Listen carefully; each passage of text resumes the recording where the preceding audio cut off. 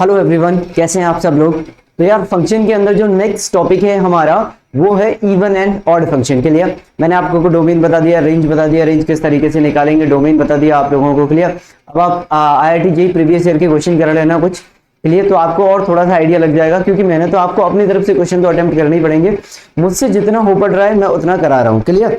चलिए अब हम बात करते हैं इवन और ऑड फंक्शन की। बच्चों इवन और ऑड फंक्शन के बारे में क्या कहना है। अब देखो इवन फंक्शन और ऑड फंक्शन क्या होता है। एक फंक्शन आपका इवन फंक्शन कहलाता है। Function is called N even function if f of minus x is equals to f of x for all x belongs to the domain of the function. For all x belongs to the domain of function. यानी कि आपके domain के अंदर ही check करेंगे। अब हुआ क्या, आपने x की जगह पर माइनस x रखा। क्या हुआ, आपने x की जगह पर देखो f of माइनस x है। इसका मतलब क्या है, आपने यहाँ पर x की जगह पर बच्चों माइनस का x रखा है। क्या रखा है आपने, माइनस का x रखा है। अगर आप ऐसा करते हो x की जगह पे माइनस x रखते हो और आपके फंक्शन में से माइनस गायब हो जाए, उसको हम क्या बोलते हैं, उसको हम इवन फंक्शन बोलते हैं। क्लियर। और भी कंडीशंस हैं, वो मैं अभी आगे चल के बताता हूँ वीडियो के अंदर। A function is called an odd function if f of minus x is equal to minus का fx। यानी कि अगर आपने x की जगह पर, अगर बच्चों आपने x की जगह पर माइनस x रखा, अगर आपने x की जगह पर, ठीक है ना, अगर आपने x की जगह पर माइनस x रखा और जो माइनस था वो पूरा बाहर आ गया, माइनस जो था वो बाहर आ गया, तो उसको क्या बोलेंगे आप, ऑड फंक्शन बोलेंगे। क्लियर। अगर कोई ऐसा फंक्शन है, अगर आप बोलोगे सर बाई चांस ऐसा कभी हो जाए कि फंक्शन में से ना तो x बाहर आए ना ही माइनस x बाहर, ना तो माइनस का जो माइनस जो रखा था वो खत्म हो और ना ही आपका माइनस बाहर आए, यानी कि ना तो वो इक्वेशन 1 को सेटिस्फाई करे और ना ही वो इक्वेशन 2 को सेटिस्फाई करे, इस केस में उसको बोलते हैं neither even nor odd. Clear. तो तीन तरह के फंक्शन मिलेंगे इसमें आपको, सॉरी, इवन फंक्शन मिलेगा, ऑड फंक्शन मिलेगा, नाइदर इवन नॉर ऑड मिलेगा, जिसको शॉर्ट में मैं क्या बोलता हूँ, नैनो फंक्शन बोलता हूँ, जिसको शॉर्ट में हम क्या बोलेंगे, नैनो फंक्शन बोलेंगे। क्लियर है भाई, बात आ गई समझ में। ये हो गया आपके सामने। तो x की जगह पर माइनस x रखने पर अगर माइनस गायब हो जाए तो आपका क्या कहलाता है, इवन फंक्शन। अगर x की जगह पर माइनस रखने पर अगर माइनस बाहर आ जाए तो ऑड फंक्शन कहलाता है। और अगर दोनों ही इक्वेशन को सेटिस्फाई ना करे तो वो क्या कहलाता है, आपका नैनो फंक्शन कहलाता है। क्या कहलाता है, नैनो फंक्शन। जैसे कि समझिए अब आप बात को, यहाँ पे मैंने बोला यार मेरे पास यहाँ पे f of x is equal to कितना था बच्चों, x स्क्वायर था। f of x is equal to कितना लिया मैंने, x स्क्वायर लिया है। अब देखो आपने x की जगह पर अगर माइनस x रखा बच्चों, x की जगह पर माइनस x रखा तो f ऑफ माइनस x कितना हो जाएगा, जहां जहां x है वहां पे माइनस x रख दो, x स्क्वायर, और ये कितना हो गया, x स्क्वायर। तो यानी कि ये किसके इक्वल आ गया, ये आपका f ऑफ x के इक्वल आ गया, यानी कि ये कैसा हो गया, f of x is even function, f of x is even function, function is even. Clear, बात आ गई समझ में। अभी डोमेन मैंने कुछ लिखा नहीं है, तो डोमेन का मतलब हो गया R। ठीक है, यहाँ पे जो भी अलाउड डोमेन है वो सब माना जाएगा। क्लियर। चलिए अब जैसे मैंने बोला यहाँ पे दूसरा एग्जांपल मैंने लिया कि f of x is equal to क्या है बच्चों, मेरे पास sin x है। अगर आप x की जगह पे माइनस x रखते हैं तो कितना आएगा, ये f of minus x is equal to sine of minus x। Sine क्या करता है, नेगेटिव को बाहर फेंक देता है, तो नेगेटिव को इसने बाहर फेंक दिया तो माइनस का sin x हो गया। तो ये कितना हो जाएगा आपके पास, तो f of minus x is equal to कितना हो गया, f ऑफ x हो गया। बात आ गई समझ में। तो f ऑफ माइनस x कितना हो जाएगा आपका, माइनस का fx हो जाएगा, माइनस का fx। तो ये क्या हो गया, ये आपका ऑड फंक्शन हो गया। कैसा हो गया, ऑड फंक्शन हो गया। यानी कि x की जगह पे माइनस x रखा था मैंने और उसने पूरे माइनस को बाहर निकाल के फेंक दिया, क्या हो गया, ऑड फंक्शन हो गया। क्लियर। fx की जगह मैंने माइनस x रखा था, उसने क्या किया, माइनस को ही खा गया, तो क्या हो गया, इवन फंक्शन हो गया। अब जैसे किसी बच्चे ने बोला कि sir f of x is equal to, तीसरा एग्जांपल अगर हम बात करें, f of x is equal to x square, और यहाँ पर मैंने बोल दिया प्लस का e की पावर x है, इसके बारे में बताओ। तो अगर आप x की जगह पे बच्चों इसमें माइनस x रखते हो तो क्या होगा, x की जगह पे माइनस x रखोगे तो देखो ये आ जाएगा f of minus x is equal to minus x square हो जाएगा, तो प्लस का e की पावर माइनस एक्स। भाई माइनस एक्स का स्क्वायर इज एक्स स्क्वायर होता है, e की पावर माइनस एक्स। अब ना तो ये f ऑफ x आ रहा है ना ही ये f ऑफ माइनस एक्स आ रहा है। क्लियर। तो इसमें क्या हो गया, ये यहाँ पर जो f ऑफ माइनस एक्स है वो ना तो fx के इक्वल आ रहा है और ना ही ये इक्वल आ रहा है माइनस के fx के। तो इस वाली कंडीशन में क्या हो जाएगा, ये neither even nor odd, neither even nor odd हो जाएगा। Clear, neither even nor odd nano function हो जाएगा। बात आ गई समझ में। नैनो में शॉर्ट में बोल रहा हूँ इस फंक्शन को। ओके क्लियर है, किसी भी तरह की कोई दिक्कत। चलिए अब बात करते हैं, कुछ छोटी छोटी बातें पढ़ लेते हैं जो कि एग्जाम के पॉइंट ऑफ व्यू से बहुत ज्यादा इंपॉर्टेंट है। अगर आपने इन बातों को समझ लिया, सीख लिया, तो आप इवन और ऑड के बड़े बड़े क्वेश्चन, यानी कि जो कि बहुत जिन्हें बोल सकते हो आप कि सर ये क्वेश्चन जो है वो काफी अच्छा है, उन क्वेश्चंस को सॉल्व कर सकते हो। चलिए बात करते हैं। जैसे कि मैंने बोला कि फॉर इवन और odd function domain must be symmetrical.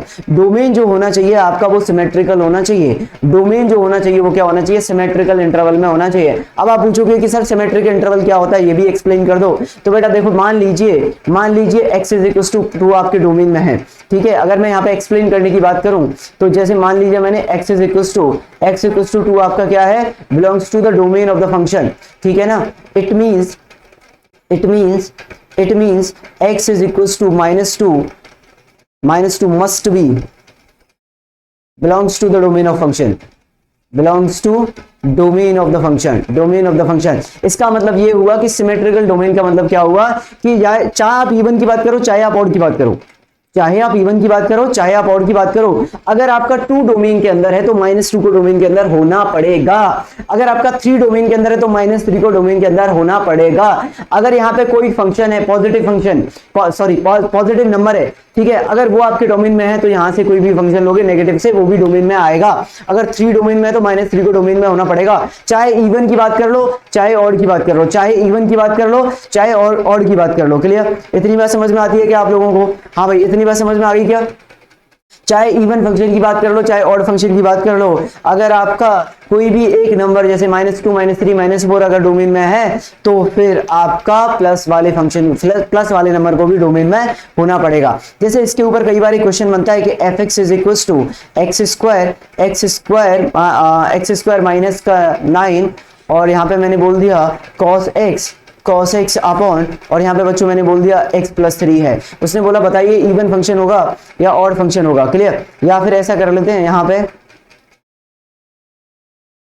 ठीक है, जैसे x - 3 ले लो, चलो ठीक है ना। तो f ऑफ, अगर आप x देखते हो तो ये कितना आ जाएगा आपका? ये आ जाएगा x + 3, और यहाँ पे कितना आ जाएगा? cos x आ जाएगा। और उसने बोला x is not equal to, आपका क्या आ जाएगा यहाँ से? x is not equal to 3।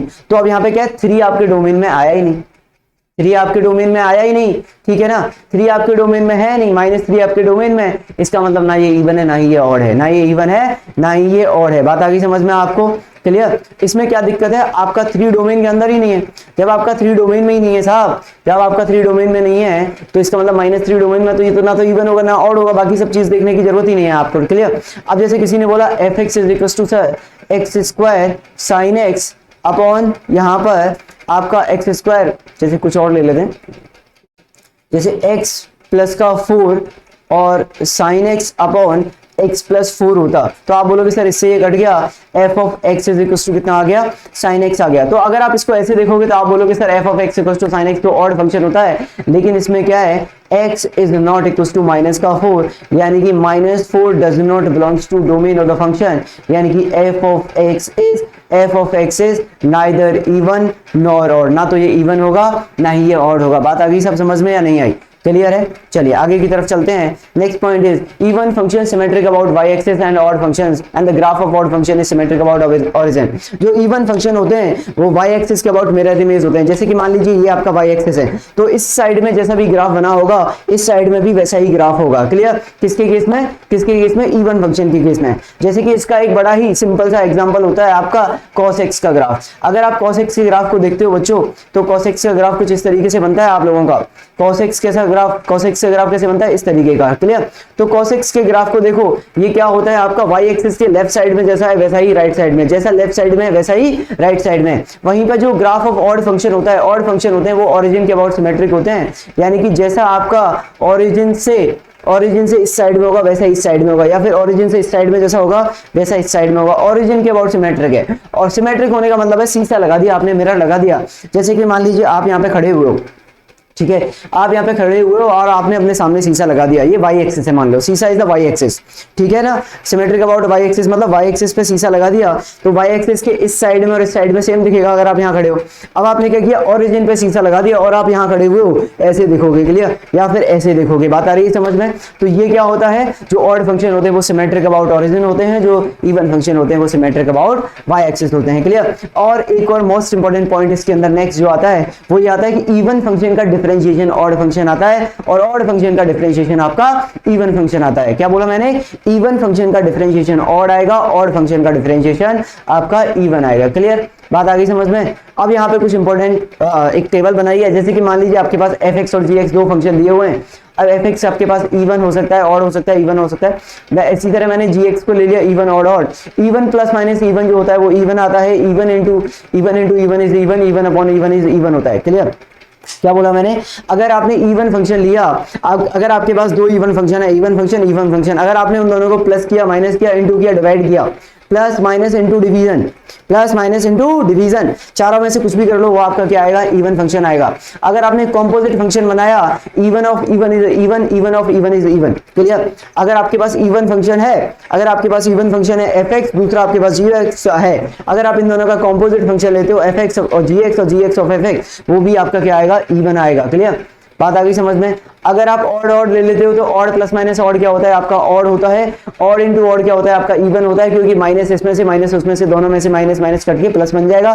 Odd upon odd क्या होता है आपका, इवन होता है, क्लियर, बात आ गई समझ में। ठीक है भाई, odd of odd function is odd function, odd of odd function is odd function हो गया। यहाँ पे इवन और ऑड का अगर प्लस माइनस करते हो तो वो नैनो आता है, इंटू करते हो तो ऑड आता है, और एफ ऑफ जी एक्स निकालते हो तो वो इवन आता है, क्लियर, बात आ गई समझ में। अगर आपका fx is defined in symmetric interval, अगर आपको कोई भी फंक्शन है जो कि सिमेट्रिक इंटरवल में डिफाइन है, सिमेट्रिक इंटरवल मतलब ओरिजिन से इस साइड और इस साइड में इस तरीके से डिफाइन है, तो उस केस में क्या हो जाएगा आपका, उस केस में बच्चों f of x plus f of minus x क्या हो जाएगा, इवन फंक्शन हो जाएगा, और f of x minus f of minus x क्या हो जाएगा आपका, ऑड फंक्शन हो जाएगा। थोड़ा स्पीड में चल रहा हूँ, आप समझ सकते हो, क्योंकि समय थोड़ा कम है और पूरा सिलेबस रिवाइज कराना है। f of x plus f of minus x, और कंटेंट कम कर नहीं सकता मैं, क्लियर, ये दिक्कत है, कंटेंट कम नहीं कर सकता, क्योंकि अगर एक घंटे में कोई आपको पूरा फंक्शन पढ़ा रहा है तो फिर आपको वहां जाके पढ़ लेना चाहिए, क्योंकि एक घंटे में क्या होता है, फॉर्मूला रिवाइज होता है और फॉर्मूलों से सिलेक्शन नहीं होता है। आपको सारे पॉइंट पता होने चाहिए, ये छोटे छोटे पॉइंट से क्वेश्चन आते हैं। आपको क्या लगता है, इवन ऑड का क्वेश्चन पूछेगा तो आपसे इस वाले डेरिवेशन से, इस वाली चीज से पूछेगा क्या, वो ये वाला चीज पूछेगा क्या, ना भाई डोमेन के साथ खेलेगा वो, अभी क्वेश्चन कराऊंगा मैं, देखना आप लोग, ठीक है, तो इसके साथ नहीं पूछेगा, ये सारी चीजों से क्वेश्चन पूछेगा वो आपसे, क्लियर। चलिए, f of x plus f of minus x क्या होता है आपका, इवन फंक्शन होता है। f of x minus f of minus x क्या होता है आपका, ऑड फंक्शन होता है, क्लियर। किसी भी फंक्शन को आप, कोई भी fx can be written as the sum of even function and odd function, किसी भी fx फंक्शन को आप sum of even function plus odd function लिख सकते हो, ठीक है, डोमेन को सिमेट्रिक रखना। लेकिन अगर आपके पास fx किया तो fx plus f of minus x, ठीक है, इस तरीके से ड्राइव किया। मैंने अभी आपको बताया ये तो इवन फंक्शन होता है, ये आपका ऑड फंक्शन होता है, तो even function plus odd function हो गया, बात आ गई समझ में भाई। ये fx plus f of minus x क्या होता है, इवन फंक्शन, डिवाइड बाय 2 करने से कुछ नहीं होगा यार, डिवाइड बाय 2 करने से कुछ नहीं होता, 2 इज अ नंबर, ठीक है ना, कोई फर्क नहीं पड़ेगा उससे, ठीक है। अगले क्वेश्चन की तरफ चलते हैं। अब देखो ये है, अब उसने पूछा, ये क्वेश्चन आ जाता है एक्सटेंशन वाला, इवन एंड ऑड एक्सटेंशन। अब उसने बोला कि इसके एक्सटेंशन के बारे में बताइए, let fx is equal to this in this, then find its even and odd extension. अब देखो आपके पास क्या है, fx कितना दिया हुआ है आपको, fx दिया हुआ बच्चों आपको x स्क्वायर प्लस e की पावर x प्लस 2 दिया हुआ है, क्लियर। ये आपको क्या दिया हुआ है, ये आपको fx दिया हुआ है। अब इसको अगर मुझे इवन बनाना है या ऑड बनाना है तो मैं क्या करूंगा, देखो मैंने बोला अगर इसको fx को इवन बनाना है तो मैं इसको ऐसे लिखूंगा, x स्क्वायर प्लस e की पावर x प्लस का 2, ये कहां से कहां तक डिफाइन था आपका, x बिलोंग्स टू 1 to 5 में डिफाइन था। और अगर मैं x की जगह पे माइनस एक्स रख देता हूं तो ये कितना हो जाएगा, x स्क्वायर प्लस e की पावर माइनस एक्स प्लस का 2, और ये कहां से कहां तक डिफाइन हो जाएगा, x की जगह पे माइनस एक्स रखा है ना, तो -5 से लेके -1, यानी कि अगर आपका f ऑफ x आपको इवन एक्सटेंशन बनाना है, क्या बनाना है, इवन एक्सटेंशन बनाना है, इवन। अगर आपको fx को इवन एक्सटेंशन बनाना है तो आप क्या करोगे, तो आप यहाँ पे x की जगह पर एफ ऑफ एक्स में एफ ऑफ माइनस एक्स और रख दोगे एक, क्लियर, एक्स्ट्रा, क्लियर। तो ये आपका क्या बन जाएगा, इवन एक्सटेंशन। एक्स की जगह पे माइनस एक्स रख के कर दो, अगर यहाँ आपने माइनस रखा होता तो -5 से -1 तक चला जाएगा एक्स, तो ये आपका इवन एक्सटेंशन आ गया। ये क्या हो गया आपका, इवन एक्सटेंशन आ गया। क्या आ गया, ये इवन एक्सटेंशन आ गया, क्लियर। इवन एक्सटेंशन में क्या करते हैं, समझ में आ गई बात, एक्स की जगह पे माइनस एक्स रख देते हैं। अगर किसी ने बोला कि सर एफ ऑफ एक्स को ऑड एक्सटेंशन बनाइए, तो ऑड एक्सटेंशन में क्या करते हैं बच्चों, f x is equal to आपके पास यहाँ पे क्या दिया हुआ है, एक्स स्क्वायर प्लस ई की पावर एक्स प्लस का 2 दिया हुआ है, और ये आपका दिया है एक्स बिलोंग्स टू 1 to 5 के बीच में। और यार अगर मैंने माइनस यहाँ पे रख दिया एक्स स्क्वायर, और यहाँ पे कितना आ जाएगा, प्लस ई की पावर माइनस एक्स प्लस का 2, क्लियर। अब यहाँ पे ये आ जाएगा आपका एक्स बिलोंग्स टू -5 से लेके -1, और ये आपका कहलाएगा बच्चों ऑड एक्सटेंशन। क्या कहलाएगा, ऑड एक्सटेंशन, ऑड एक्सटेंशन कहलाएगा, क्लियर। ये क्या कहलाएगा आपका, ऑड एक्सटेंशन कहलाएगा, क्लियर। ठीक है भाई, किसी भी तरह की कोई दिक्कत इसके अंदर, किसी भी तरह की कोई भी समस्या है, ठीक है। ये आपका हो गया इवन एक्सटेंशन, ये आपका हो गया ऑड एक्सटेंशन। ऑड एक्सटेंशन में क्या करते हैं, एफ ऑफ माइनस एक और एक्स्ट्रा फंक्शन लेके आते हैं। कौन सा वाला फंक्शन लेके आते हैं, कौन सा वाला फंक्शन लेके आते हैं, माइनस का एफ ऑफ माइनस एक्स लेके आते हैं। ये फंक्शन आप ऐड कर दोगे तो आपका ऑड एक्सटेंशन आ जाएगा, और अगर F of minus x add करोगे आप तो आपका इवन एक्सटेंशन आ जाएगा, क्लियर। एक्स की जगह पे माइनस एक्स रखने पर ये डोमेन जो है वो माइनस टाइम्स हो जाता है, क्लियर। तो -1 -5, तो -5 से लेके -1 हो जाएगा, क्लियर। चलिए आगे की तरफ चलते हैं, ठीक है। अब ये वाला फंक्शन है, इसमें बताना है आपको ये इवन फंक्शन होगा या फिर ऑड फंक्शन होगा, इवन फंक्शन होगा या फिर ऑड फंक्शन होगा। देखो यार एक्स की जगह पे आपने क्या किया, एक्स की जगह पे -x रखा, तो एफ ऑफ -x, अच्छा इसका डोमेन में तो कोई दिक्कत है नहीं, ठीक है, डोमेन की वजह से तो कोई दिक्कत है नहीं। तो एफ ऑफ -x रखा तो कितना आ जाएगा, 2 की पावर -x अपॉन ये हो जाएगा 2 की पावर माइनस का x प्लस 1 का होल स्क्वायर हो जाएगा बच्चों। ये हो जाएगा f of -x is equal to ये 2 की पावर, इसको आप क्या लिख सकते हो, 1 अपॉन, इसको मैं लिख सकता हूँ 1 अपॉन 2 की पावर x बच्चों, अपॉन ये कितना आ जाएगा 1 प्लस 2 की पावर x का होल स्क्वायर और अपॉन 2 की पावर x का स्क्वायर आ जाएगा। इस वाले स्क्वायर से ये वाला कैंसिल हो जाएगा आपका। f ऑफ -x कितना आ जाएगा बच्चों, 2 की पावर x ऊपर जाएगा, अपॉन नीचे कितना बचेगा 1 प्लस 2 की पावर x का होल स्क्वायर बचेगा, और ये किसके इक्वल आ रहा है, f ऑफ x के इक्वल आ रहा है, यानी कि ये कैसा फंक्शन हो गया आपका, इवन फंक्शन हो गया। बात आ गई समझ में, x की जगह पे -x रखा मैंने और जब थोड़ा सा चेंज किया तो आपका ये आंसर आ गया, क्लियर। डोमेन को चेंज नहीं करना है, बस ध्यान रखिएगा डोमेन आपका चेंज नहीं होना चाहिए, क्लियर। नेक्स्ट क्वेश्चन इस बहुत ही जबरदस्त लाजवाब क्वेश्चन है, और मैं बोल सकता हूँ मोस्ट इंपोर्टेंट क्वेश्चन है। कैसा क्वेश्चन है, मोस्ट इंपोर्टेंट क्वेश्चन है इवन ऑड का। अगर उसने एग्जाम में इवन ऑड का क्वेश्चन देना है तो इस तरह के क्वेश्चन को देने की पूरी संभावना है। अगर मैंने x की जगह पर -x रखा तो f ऑफ -x कितना आएगा बच्चों, f ऑफ -x आएगा आपके पास माइनस का x अपॉन e की पावर -x माइनस का 1, और यहाँ पे आ जाएगा माइनस का x/2, cos ऑफ -x तो cos x ही होता है, clear.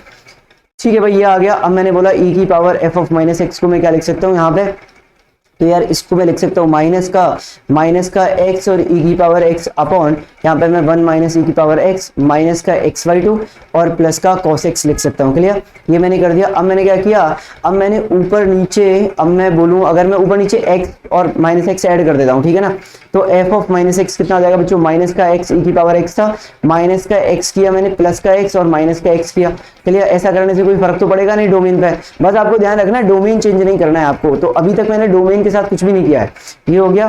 Now f of -x कितना आ जाएगा यहाँ से, अगर मैं बच्चों इसको सेपरेट कर देता हूँ तो मैंने यहाँ से माइनस, यहाँ से मैंने x कॉमन लिया तो ये e की पावर, यहाँ पे माइनस e की पावर x प्लस का 1 अपॉन यहाँ पे 1 माइनस e की पावर x है, और यहाँ पे था ये मेरा माइनस का x अपॉन 1 माइनस e की पावर x, क्लियर। ये मैंने यहाँ से क्या किया था, x कॉमन लिया, ये आ गया मेरे पास, ओके ठीक है, और ये आ गया, और यहाँ पे मेरे पास माइनस का x/2 और यहाँ पे बच्चों प्लस का cos x आ गया, क्लियर। अब इससे आप इसको काट सकते हो, ठीक है ना, ये आपका कट गया, और डोमेन अभी भी वही है सेम, क्योंकि यहाँ पे 1 माइनस e की पावर x है, क्लियर। तो f ऑफ -x कितना आ जाएगा बच्चों, यहाँ पे ये आ जाएगा आपके पास, यहाँ पर x माइनस का x अपॉन e की पावर 1 माइनस e की पावर x, 1 माइनस e की पावर x माइनस का x/2 प्लस का cos x आ जाएगा बच्चों। अगर आप इसको और इसको एक साथ सॉल्व कर लेते हो तो f ऑफ -x कितना आ जाएगा, यहाँ पे -x अपॉन 1 माइनस e की पावर x था, और ये आपके पास बचेगा प्लस का xy2 बचेगा बच्चों, और प्लस का ये आपके पास cos x बचेगा।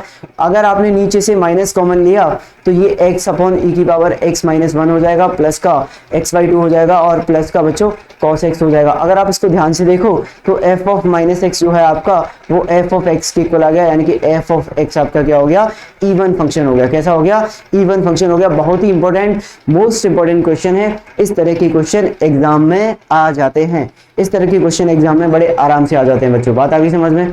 किसी भी तरह की कोई भी समस्या इसके अंदर, किसी भी तरह की कोई भी समस्या? ठीक है, चलिए नेक्स्ट क्वेश्चन। ओहो लाजवाब यार, क्या कहने इस क्वेश्चन के, तो मैं आपको बता नहीं सकता ये क्वेश्चन कितना इंपॉर्टेंट है।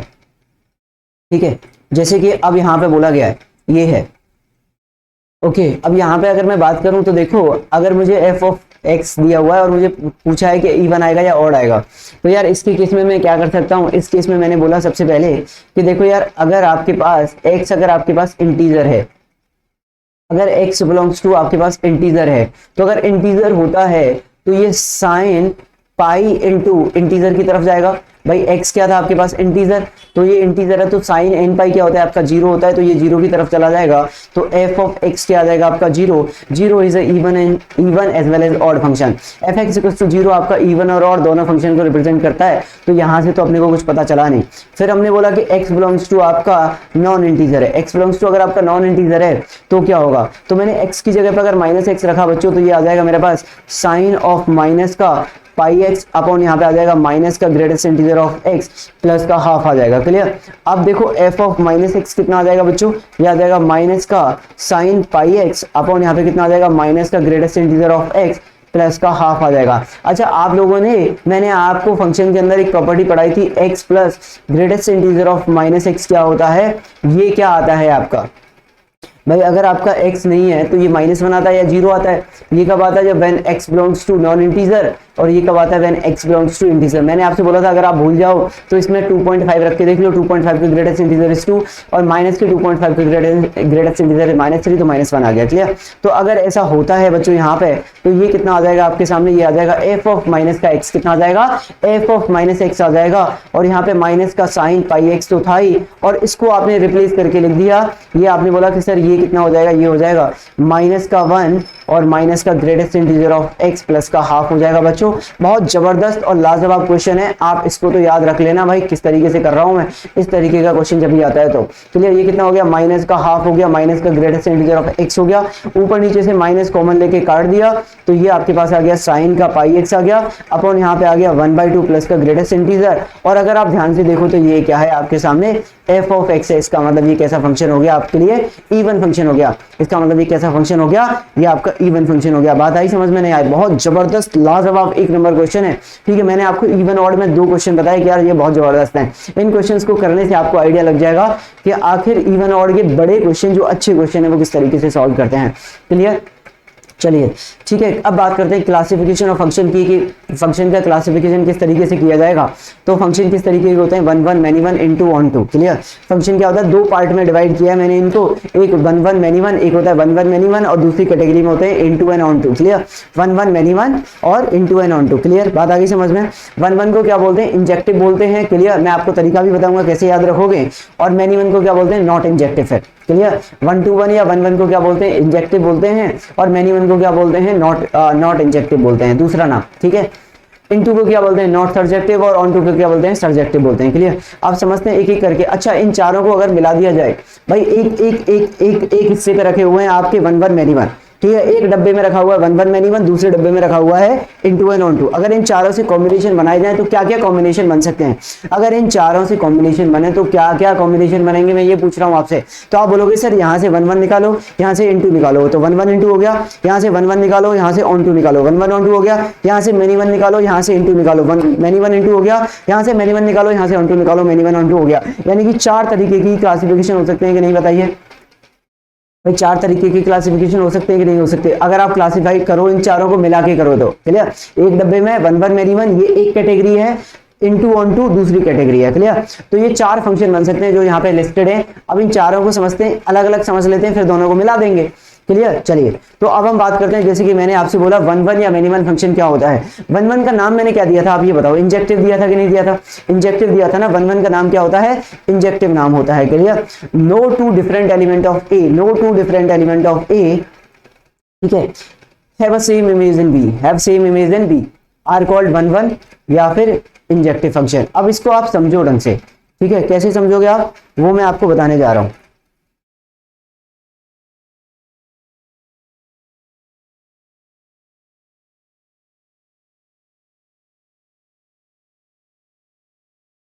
देखो ये आपके पास एक ए सेट हो गया,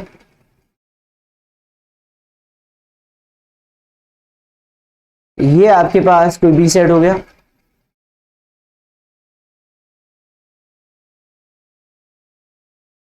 क्लियर। यहां पे मैंने कुछ एलिमेंट मान लिए जैसे कि x1 x2 x3, यहां पे अल्फा बीटा गामा, क्लियर। उसने बोला कि no two different element of A, ध्यान से सुनना, no two different element of A have same image in B, have same image in B, clear. यानी कि अब इसका नाम क्या है, इंजेक्टिव। अब आप बात को ध्यान से समझना, यानी कि ये कुछ इस तरीके से डिफाइन हो रहा है function, no two different element of A के अंदर कोई भी दो डिफरेंट एलिमेंट का सेम इमेज नहीं होना चाहिए, ए के अंदर कोई भी दो डिफरेंट एलिमेंट का सेम इमेज नहीं होना चाहिए। इसका नाम क्या है, इंजेक्टिव। इंजेक्टिव बना इंजेक्शन से। आपने देखा होगा डॉक्टर्स को जब वो इंजेक्शन लगाते हैं तो एक मरीज को एक ही इंजेक्शन लगता है, भाई एक मरीज को एक ही इंजेक्शन लगाते हैं ना, ऐसा तो नहीं एक ही इंजेक्शन को धड़ाधड़ ठोके जा रहे हैं, ठीक है, ऐसा थोड़ी ना करेंगे। एक इंजेक्शन एक ही आदमी को लगेगा कि नहीं लगेगा, आप बताइए, ठीक है। तो इंजेक्टिव का मतलब क्या हो गया, इंजेक्टिव मतलब कि अब इसको आप मेरी लैंग्वेज में समझो, ठीक है। जैसे कि आपने बोला ये ए वाले ना ये इंजेक्शन है, ये आदमी है, बी वाले क्या है, आदमी है, ये जो बी वाले हैं ये आपके हो गए आदमी और ए वाले हो गए इंजेक्शन। अब x1 इंजेक्शन जो है वो एक ही आदमी को लगेगा कि नहीं लगेगा, x1 इंजेक्शन एक ही आदमी को लगेगा, x2 इंजेक्शन किसी दूसरे को लगेगा, x3 इंजेक्शन किसी तीसरे को लगेगा, यानी कि एक इंजेक्शन एक को लगेगा, 1 to 1, 1 injection to 1 person, 1 injection to 1 person, एक इंजेक्शन दूसरे को लगेगा, 1 to 1, 1 to 1। बात आ गई समझ में, बात आई समझ में नहीं आई, क्लियर है ना। ये होता है आपका one one function. Many one function क्या होता है, मैनी वन फंक्शन क्या होता है, मैनी वन फंक्शन में क्या होता है, if two or more different element of A have same image in B, यानी कि अगर किसी ने बाई चांस क्या किया, दो आदमियों को, जैसे कि ये इस तरीके से समझ लो, मैनी वन में क्या होता है, ज्यादा लग जाते हैं, यानी कि दो या दो से ज्यादा एलिमेंट्स का सेम इमेज आ जाता है, क्लियर। तो इस तरीके से समझ लो, इसको इंजेक्शन मान लो या फिर इसको कुछ इस तरीके से, है ना, तो आपके ऊपर आप कैसे मानते हो। तो ये क्या हो गया आपका इंजेक्टिव हो गया, ये क्या हो गया आपका वन वन फंक्शन हो गया, क्लियर, वन वन फंक्शन हो गया। मैनी वन के बारे में क्या कहना है लोगों का, मैनी वन के बारे में कहना है साहब कि अब इस तरीके से समझ लो आप कि ये आपके सामने क्या थे, x1 x2 x3 था और यहाँ पे सब आपका था अल्फा बीटा गामा था। x1 को, ठीक है ना, ये यहां पे लगा दिया आपने और फिर ये भी इसमें लगा दिया और ये यहां पे लगा दिया, तो ये क्या हो गया, x1 x2, एक ही आदमी को दो इंजेक्शन लगा दिए। अरे भाई दो आदमी को एक आदमी को दो इंजेक्शन लगा दिया आपने, ये बीटा आदमी था इसको दो इंजेक्शन लगा दिए। लगा सकते हैं, लगाने नहीं थे, ठीक है, लगा तो सकते हैं, अलाउड तो है, इसीलिए तो मैनी वन है कि एक आदमी को दो इंजेक्शन लगा रहे हो, many one, many injection to 1 आदमी, मैनी इंजेक्शन टू 1 आदमी। समझ में आई बात नहीं आई, समझ में आई, यस और नो, फटाफट से जल्दी से बताओ, मैनी इंजेक्शन टू 1 आदमी, मैनी वन, ठीक है ना, बात आ गई समझ में। तो इसको बोलते हैं नॉट इंजेक्टिव, इसको क्या बोलते हैं, नॉट इंजेक्टिव फंक्शन। सिर्फ दो ही इस तरह के हो सकते हैं हम यहाँ पे, या तो वो वन वन हो सकता है या फिर वो मैनी वन हो सकता है। Neither one one nor many one नहीं होता इसमें, neither one one nor many one नहीं होता इसमें, या तो वन वन होता है या मैनी वन होता है, सिंपल। समझ में आई बात नहीं आई, या तो वन वन होगा या मैनी वन होगा। वन वन मतलब एक इंजेक्शन एक आदमी को, मैनी वन मतलब एक से ज्यादा इंजेक्शन आदमी को, खत्म बात, ठीक है। चलिए आगे की तरफ चलते हैं। अब बात करते हैं कुछ क्वेश्चन सॉल्विंग में आपको कुछ हेल्पिंग पॉइंट मिलेंगे यहाँ पे।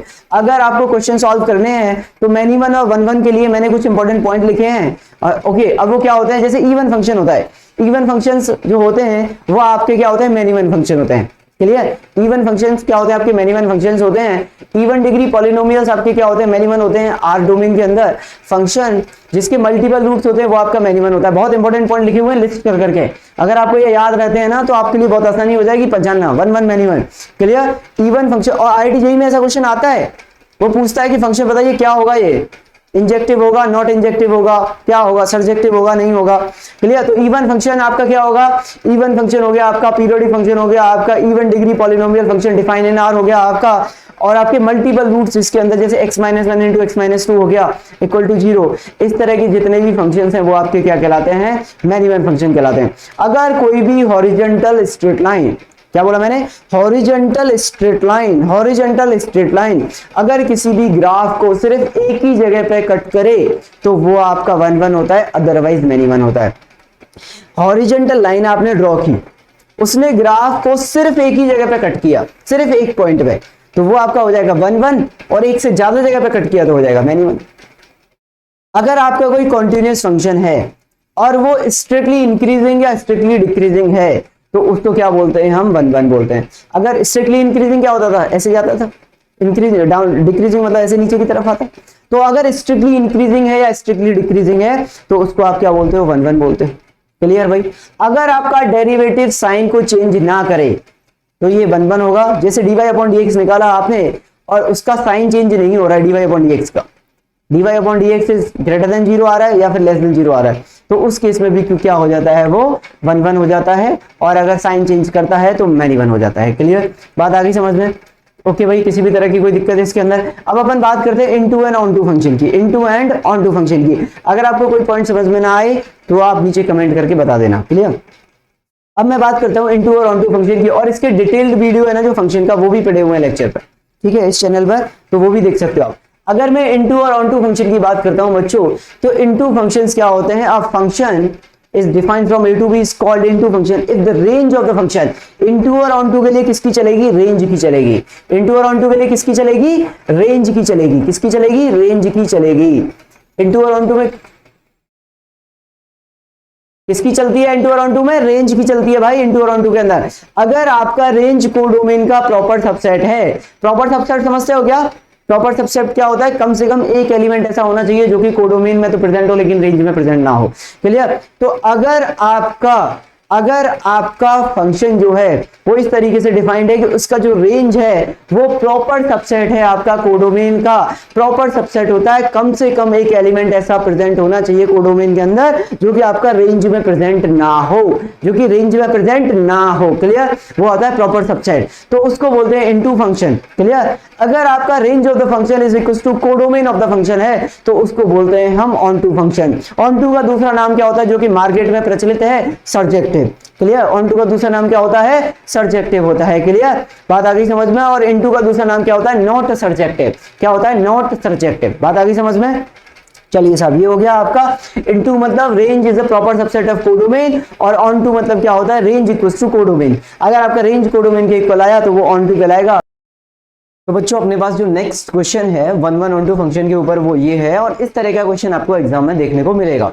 ये जो मैं प्रॉब्लम करा रहा हूँ आपको, ये आईआईटी जेईई की प्रीवियस प्रॉब्लम भी है, तो इसको थोड़ा ध्यान से देखिए आप और समझिए कि अगर जेईई के अंदर इस तरह का क्वेश्चन आता है तो आप किस तरीके से सॉल्व करेंगे। अब देखो क्वेश्चन के अंदर क्या दिया हुआ है, let F is defined from alpha to infinity, alpha पे क्लोज ब्रैकेट लगा हुआ है, is defined from alpha to infinity to 4 to infinity. F X का डेफिनेशन दिया हुआ है आपको, X square minus 6x plus 5, then find the maximum value of alpha if F x is onto function. क्या बोला उसने, F x कैसा function है आपके पास, एफ एक्स आपके पास एक ऑन टू फंक्शन है, क्लियर। ऑन टू फंक्शन में क्या होता है, याद है ना आप लोगों को, ऑन टू फंक्शन में क्या बताया, अभी थोड़ी देर पहले ही तो बताया। ऑन टू फंक्शन में क्या मतलब क्या होता है, ऑन टू फंक्शन का मतलब होता है कि आपका जो फंक्शन है उसका कोडोमेन और रेंज दोनों सेम होने चाहिए। अब यहां पर जो आपका कोडोमेन है उसका काम कौन करेगा यार, जो कोडोमेन है ना आपका उसका काम करेगा ये 4 to अल्फा। तो इसका मतलब इस क्वेश्चन के अंदर बच्चों आपके, अगर मैं सॉल्यूशन की बात करूं तो मैं आपसे क्या बोलूंगा कि यार इसके अंदर जो इसका कोडोमेन है क्वेश्चन का वो है आपका 4 से लेके अल्फा, इसका मतलब इसका जो रेंज आना चाहिए, रेंज ऑफ द फंक्शन वो कितना आना चाहिए, 4 से लेके इन्फिनिटी, सॉरी 4 से लेके इन्फिनिटी आना चाहिए, क्योंकि फंक्शन क्या है आपका, फंक्शन आपका ऑन टू फंक्शन है, क्लियर। ऑन टू मतलब रेंज को आपको कोडोमेन के इक्वल करना है, क्लियर। ये हो गया। और ए से लेके बी में जो बी होता है वही आपका कोडोमेन होता है, क्लियर। चलिए देख लेते हैं। अब मैं अगर यहाँ पे बात करूँ इसकी x square minus 6 alpha plus 5 की, तो इसका ग्राफ बना लेते हैं हम लोग। X square minus 6 x plus 5 का ग्राफ बना लो। अब इसका ग्राफ किस तरीके से बनेगा भाई, तो एफ एक्स क्या दिया मेरे पास, एफ ऑफ एक्स दिया हुआ है बच्चों मेरे पास, एक्स स्क्वायर माइनस का 6x प्लस का 5 दिया हुआ है। इसके अगर आप फैक्टर करोगे बच्चों तो फैक्टर इसके आने चाहिए x माइनस का 1 और x माइनस का 5, ये इसके फैक्टर आ जाएंगे। अगर इसको मैं ग्राफ पर डिनोट करूंगा तो ग्राफ पे ये कुछ इस तरीके से डिनोट हो जाएगा बच्चों, किस तरीके से, यहाँ पर कि ये इसका x एक्सिस हो गया। आपको इसको थोड़ा ध्यान से देखना है, अगर आपने इसको ढंग से देख लिया ना तो फिर अपना काम चल जाएगा, फिर इसमें कुछ बचेगा नहीं ज्यादा। अगर आपने ग्राफ को समझ लिया ना बच्चों तो फिर कुछ नहीं बचने वाला इसके अंदर, ठीक है। देखिए अब जरा ध्यान से, ये हो गया 1 यहाँ पे कहीं होगा और आपका 5 यहाँ पे कहीं होगा। इसका जो ग्राफ बनेगा वो अपवर्ड बनेगा, क्योंकि एक्स स्क्वायर का कोफिशिएंट इज 1 यानी कि पॉजिटिव, तो ग्राफ आपका बनना चाहिए अपवर्ड बनना चाहिए, ठीक है। इस तरीके से बनेगा। यहाँ पे जो इस जगह पे ये कट करेगा वो आपका 0,5 पॉइंट होगा, क्लियर। ये आपका 1 हो गया, ये आपका बच्चों कितना हो गया, 5 हो गया, ओके। इन दोनों के बीच में आपका कहीं वर्टेक्स लाई करेगा यहाँ पे, क्लियर। इन दोनों के बीच में कहीं यहाँ पे वर्टेक्स लाई करेगा। वर्टेक्स का वैल्यू निकाल लो आप कितना आ रहा है, -d/4 आता है, क्लियर। माइनस का d/4 कर दो इसके बीच में। वैसे भी इन दोनों का मिडिल पॉइंट कितना आता है, 3 आता है ना यहाँ पे कितना आएगा, 3 आएगा। अगर आप माइनस का b/2 निकालोगे तो वो 3 आएगा। तो अगर आपने यहाँ पे 3 पे निकाला तो at x is equal to 3 पे आपका f ऑफ 3 कितना आ जाएगा, ये आ जाएगा आपका 2 इंटू माइनस का 2 यानी कि माइनस का 4 आ जाएगा आपका। तो यहाँ पे आपका जो पॉइंट होगा वो कितना होगा बच्चों, -4 होगा, क्लियर। ये आपका -4 होगा। अब उसने बोला कि ये फंक्शन आपका क्या होना चाहिए, ऑन टू होना चाहिए। ऑन टू के लिए क्या होना चाहिए, इसका जो रेंज है वो 4 से इन्फिनिटी होना चाहिए। मतलब इसमें जो 4 होगा रेंज आपका वो यहाँ पे कहीं लाई करेगा भाई, 4 आपका रेंज यहाँ पे होना चाहिए ना, 4 रेंज वाला ग्राफ तो ये है ना आपका, x इक्वल टू 4 आपका यहाँ पे लाई करेगा नहीं करेगा बताइए, यहाँ पे लाई करेगा ना 0,4। तो अब आप 4 पे x की वैल्यू निकाल लो कितनी आती है। तो आपने बोला सर 4 पे अगर हम x की वैल्यू निकालेंगे तो क्यों ना हम इसको 4 के बराबर रख दो, आप जो भी आएगा 4 के इक्वल रख दो भाई इसको। तो आपने इसको 4 के इक्वल रखा तो ये आपके सामने आ गया एक्स स्क्वायर माइनस का 6x प्लस का 5 इज इक्वल टू 4 आ गया बच्चों यहाँ पे। अब यहाँ पे x की 2 वैल्यू आएंगी जहाँ पे ये 4 हो जाएगा, क्लियर। और आनी भी चाहिए क्योंकि एक बार तो ये वाली वैल्यू आ जाएगी और एक ये वाली वैल्यू आ जाएगी। तो ये हो गया मेरे पास एक्स स्क्वायर माइनस का 6x और यहाँ पे हो गया प्लस का 1 इज इक्वल टू 0। यहाँ से जो x की वैल्यू आएंगी बच्चों वो आएंगी माइनस का b plus minus b square minus का 4ac अपॉन का 2a, ये आ जाएगा। और ये हो जाएगा x is equal to 6 plus minus ये कितना हो जाएगा 32 हो जाएगा अपॉन 2 हो जाएगा यहाँ पे। और ये हो जाएगा आपके पास यहाँ पर x is equal to 6 plus minus, ठीक है। 32 को क्या लिख सकते हो आप, ठीक है 32 को लिख सकते हो आप यहाँ पर 4 आ जाएगा और 4√2 लिख सकते हो इसको अपॉन 2। तो x की वैल्यू आ जाएगी बच्चों 3 प्लस माइनस का 2√2, क्लियर। तो एक वैल्यू यहाँ पे जो होगी वो 3 प्लस 2√2 होनी चाहिए और यहाँ पे जो वैल्यू आएगी बच्चों वो आपकी 3 माइनस 2√2 होनी चाहिए, क्लियर। 3 माइनस का 2√2 होनी चाहिए। अब इन दोनों में से आंसर क्या होगा, उसने बोला आपको क्या है मैक्सिमम वैल्यू ऑफ अल्फा बतानी है। अब एक बात बताओ यार, अल्फा की अगर आपने बोला कि अल्फा की वैल्यू सर मैंने 3 माइनस 2√2 ले ली, मैक्सिमम मतलब ये नहीं इन दोनों में से जो मैक्सिमम आएगी वो बता दिया आपने। पॉसिबिलिटी तो चेक कर लो भाई मेरे पहले, पॉसिबिलिटी क्या है। अगर आपने अल्फा 3 माइनस 2√2 ले लिया, अगर आपने अल्फा 3 माइनस 2√2 ले लिया तो होगा क्या आपके पास, होगा ये कि फिर आपका जो ग्राफ है वो यहां से लेके ऊपर तक जाएगा पूरा, क्लियर। अगर आप बोल रहे हो कि सर अल्फा में 3 माइनस 2√2 ले रहा हूं तो ये ग्राफ ऐसे जाएगा, ये तो ग्राफ 1 on 2 रहेगा ही नहीं फिर, क्योंकि इसका रेंज तो 3 माइनस √2 से आगे निकल जाएगा। अरे इसका रेंज क्या हो जाएगा 3 माइनस 2√2 हो जाएगा, जबकि रेंज कितना होना चाहिए 4 से इन्फिनिटी। इसका मतलब आपका जो वैल्यू है 3 माइनस 2√2 नहीं आ सकता। अगर आपने 3 प्लस 2√2 से आगे वाला ग्राफ लिया तो ये वाला ग्राफ आ जाएगा, इसमें आपका रेंज क्या रहेगा 4 से इन्फिनिटी रहेगा। तो अल्फा की जो वैल्यू आएगी वो 3 प्लस का 2√2 will be the right answer, clear है, बात आ गई समझ में। तो ये आपका आंसर हो जाएगा, इस तरह के क्वेश्चन में आपको क्या करना होता है, समझ में आ गई आपको बात, क्या करना होता है, इस तरह के क्वेश्चन में आपको इस तरीका का पैटर्न लगाना है। उसने बोला ऑन टू फंक्शन है, ऑन टू फंक्शन है मतलब range is equal to codomain उसने बता दिया है आपको, रेंज इक्वल टू कोडोमेन है, उस हिसाब से फिर आप इसको सॉल्व कर लो, सॉल्व करोगे देखोगे एक्स की वैल्यू निकालोगे, एक्स की वैल्यू निकालोगे तो आपको आइडिया लग जाएगा कि क्या आंसर आने वाला है आपका। ठीक है, अगला क्वेश्चन क्या है, अगला क्वेश्चन भी इसी तरह का, इसी पैटर्न का है। अब उसने बोला कि the function f is defined from 2 to infinity to gamma defined by fx is equal to x square minus 4x plus 5 is both 1 1 and onto, is both 1 1 and onto. 1 1 का मतलब होता है कोई भी horizontal line graph को, sorry, कोई भी horizontal line graph को सिर्फ एक ही जगह पे कट करनी चाहिए, 1 1 का मतलब ये हो गया, एंड ऑन टू का मतलब हो गया आपका range is equal to codomain आना चाहिए। क्लियर। अब उसने बोला आप तो मुझे गामा की वैल्यू बता दो कितनी आएगी, तो हमने बोला देखो यार fx इज इक्वल टू, अगर हम इसके सॉल्यूशन की बात करें बच्चों तो f ऑफ x कितना दिया है आपको, यहाँ पे f ऑफ x दिया है x स्क्वायर माइनस का 4x प्लस का 5 दिया हुआ है, x square minus 4x plus 5 दिया हुआ है, और ये 2 से लेके इन्फिनिटी तक में बात कर रहा है वो। क्लियर। अब इसका जो ग्राफ, इसके रूट निकाल सकते हो आप, इसके रूट निकाल सकते हो ना कितने आएंगे, इसका ग्राफ बनाना है ना अपने को, इसका रूट निकाल लो आप कितना आएंगे। तो इसका रूट जो आएगा वो कहाँ से, x की वैल्यू कितनी आ जाएगी यहाँ से, x is equal to minus का b plus minus b square minus का 4ac यानी कि 20। ओके, ये तो नेगेटिव यानी कि ऊपर की तरफ कट करेगा ये, ऐसे बना लो ना इसका ग्राफ, ये है ना इसका ग्राफ, देखो हम ऐसे बना सकते हैं। पहले मैंने ग्राफ बनाया x स्क्वायर माइनस 4x का, अगर नेगेटिव आ रहा है तो इसका ग्राफ कैसे बन जाएगा आपका, जब आप x स्क्वायर माइनस 4x का ग्राफ बनाओगे बच्चों तो वो इस तरीके से जाएगा, कुछ 0 यहाँ पे होगा और 4 आपका यहाँ पे होगा, इन दोनों के बीच में यहाँ पे कहीं आपका 2 आ जाएगा, और 2 पे इसकी वैल्यू कितनी आ जाएगी वो आप चेक कर लेना, 2 पे इसकी वैल्यू कितनी आ जाएगी, तो 2 रखोगे तो इसमें 2 रख दो माइनस का 4, ठीक है ना, ये कितना 2 रखा 8, तो माइनस का 4 हो गया यहाँ पे, ये कितना हो गया आपका माइनस का 4, ये आपका था y एक्सिस और ये आपका हो गया माइनस का 4। क्लियर। अब आपने अगर इसमें 5 ऐड करना है तो 5 यूनिट ऊपर खिसका दो इसको, 5 यूनिट ऊपर खिसका दो इसको, 1 यूनिट, तो 5 यूनिट ऊपर खिसकेगा तो ये यहाँ पे चला जाएगा, 5 यूनिट ऊपर खिसकेगा तो ये ऊपर की तरफ चला जाएगा, तो इसका ग्राफ क्या बनेगा, अबव द एक्स एक्सिस बनेगा। वैसे भी इमेजिनरी रूट आ रहे हैं तो अबव द एक्स एक्सिस ही बनता है ग्राफ। क्लियर। तो इसका ग्राफ आपका कुछ इस तरीके से बन जाएगा। ठीक है, एक्स एक्सिस पे ये कितने पे कट कर रहा है, 0,5 पे कट कर रहा है, और यहाँ पे जो वर्टेक्स वाली वैल्यू है इसकी वो कितनी आ रही है वो निकाल लो आप, माइनस का b अपॉन 2 है, तो यहाँ से माइनस का b अपॉन 2 कितना आ जाएगा बच्चों, माइनस का b is minus minus 4 upon 2 यानी कि 2 आ जाएगा ये, तो ये आपका 2,0 आ गया यहाँ पे ये वाला पॉइंट। क्लियर, ये आपका 2,0 आ गया। उसने बोला जो आपका फंक्शन है वो 2 से लेके इन्फिनिटी तक लेना है आपने को, 2 से लेके इन्फिनिटी तक, यानी कि बच्चों ग्राफ क्या हो जाएगा आपका, ये हो जाएगा कि नहीं हो जाएगा भाई, 2 से लेके इन्फिनिटी तक जो मैंने रेड पोर्शन मार्क किया है, रेड पोर्शन जो शेडेड किया है वो आएगा कि नहीं आएगा, आंसर में बताओ, जो रेड पोर्शन शेडेड किया है वही आंसर में आएगा ना। मैंने इसका ग्राफ बना लिया, 5 यूनिट ऊपर खिसका दो, अगर आपको दिक्कत आए तो ऐसे बना सकते हो, पहले आधे का बना लो फिर 5 यूनिट ऊपर खिसका देना, अदरवाइज अब तक आपने ग्राफ तो पढ़ी लिया तो मुझे लगता नहीं है इसमें कोई दिक्कत आएगी आप लोगों को, लेकिन फिर भी आती है तो उसके लिए था। क्लियर।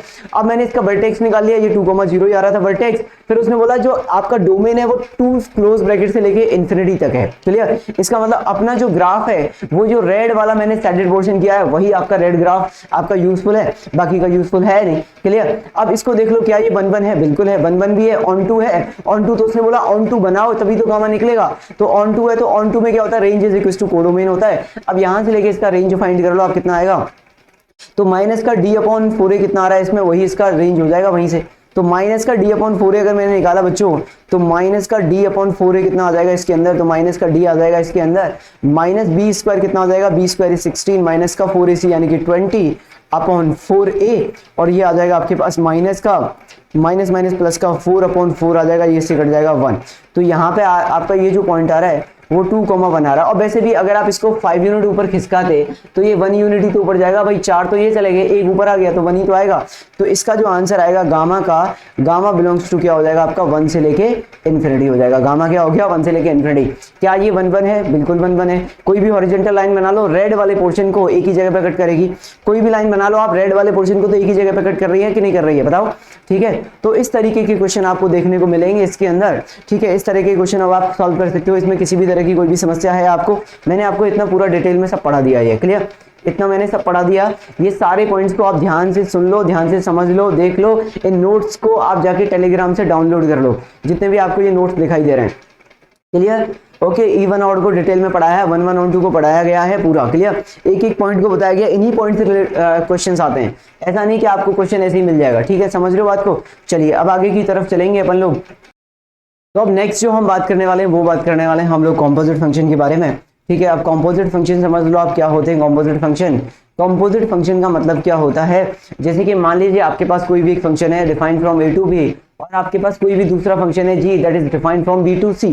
क्लियर, आपके पास दो फंक्शन हो गए बच्चों, एक आपके पास हो गया fx जो कि a से लेके b में डिफाइन बोल रहा है, एक हो गया g फंक्शन जो कि b से लेके c में डिफाइन बोल रहा है। Clear, to function, then the function g of f gof defined from a to c। ठीक है ना, गॉफ, इसको बोलेंगे g of f। g of f का मतलब क्या होता है, देखो तो कोई दूसरा फंक्शन होगा g ऑफ जो a से लेके c में डिफाइन होगा। उसने देखो बोला कि आपसे, आप बात को समझो, उसने बोला f is defined from a से लेके b में है, फिर उसने दूसरा फंक्शन बोला g जो कि आपका b से लेके c में डिफाइन है, तो उसने बोला जो गॉफ आएगा, गॉफ का मतलब क्या होता है, g o f। ठीक है ना, अब गॉफ का मतलब क्या होगा आपका, गॉफ का मतलब होता है g ऑफ fx। ठीक है, g ऑफ fx का मतलब क्या है वो समझ लो आप, एक सेकंड। g ऑफ fx यानी कि गॉफ को हम बोलते हैं g of fx, g of fx। Clear, g of fx आपको मिला कैसे होगा वो समझो अब आप, g ऑफ fx आपको कैसे मिला होगा वो बात समझो आप। अब देखो g ऑफ fx आया कैसे होगा, तो आपके पास यहाँ पे g ऑफ x तो फंक्शन था ही, आपने क्या किया, x को रिप्लेस कर दिया f ऑफ x से, यानी कि आपने क्या किया, x की जगह पर f ऑफ x रख दिया, तो जहां जहां x है वहां पे f ऑफ x आएगा कि नहीं आएगा, इस तरीके से आता है। ये जो g ऑफ f फंक्शन है वो आपका a से लेके c में डिफाइन होता है। कहां से लेके डिफाइन होता है, a से लेके c में डिफाइन होता है। क्लियर, तो g ऑफ f आपका कहां से डिफाइन हो जाएगा, a से लेके c में डिफाइन हो जाएगा। कैसे, ए से लेके सी में, क्योंकि इसके डोमेन का काम करेगा ये इसके डोमेन का काम करेगा बच्चों, और ये इसके कोडोमेन का काम करेगा। अब आप बोलोगे सर ऐसे कैसे हो गया, इसमें तो कोडोमेन आपका बी था भाई, इसमें तो कोडोमेन आपका सी था और यहाँ पे आपका क्या था, डोमेन आपका बी था, और आप बोल रहे हो कि डोमेन सर आपका क्या रहा है ए। अब आप ऐसे समझो, आपके पास कोई मशीन है, ठीक है, आपके पास कोई भी एक मशीन है, मशीन के अंदर आपने क्या किया, जो मशीन है वो दो काम परफॉर्म करती है। ठीक है, दो उसके अंदर दो मतलब दो कंपार्टमेंट है।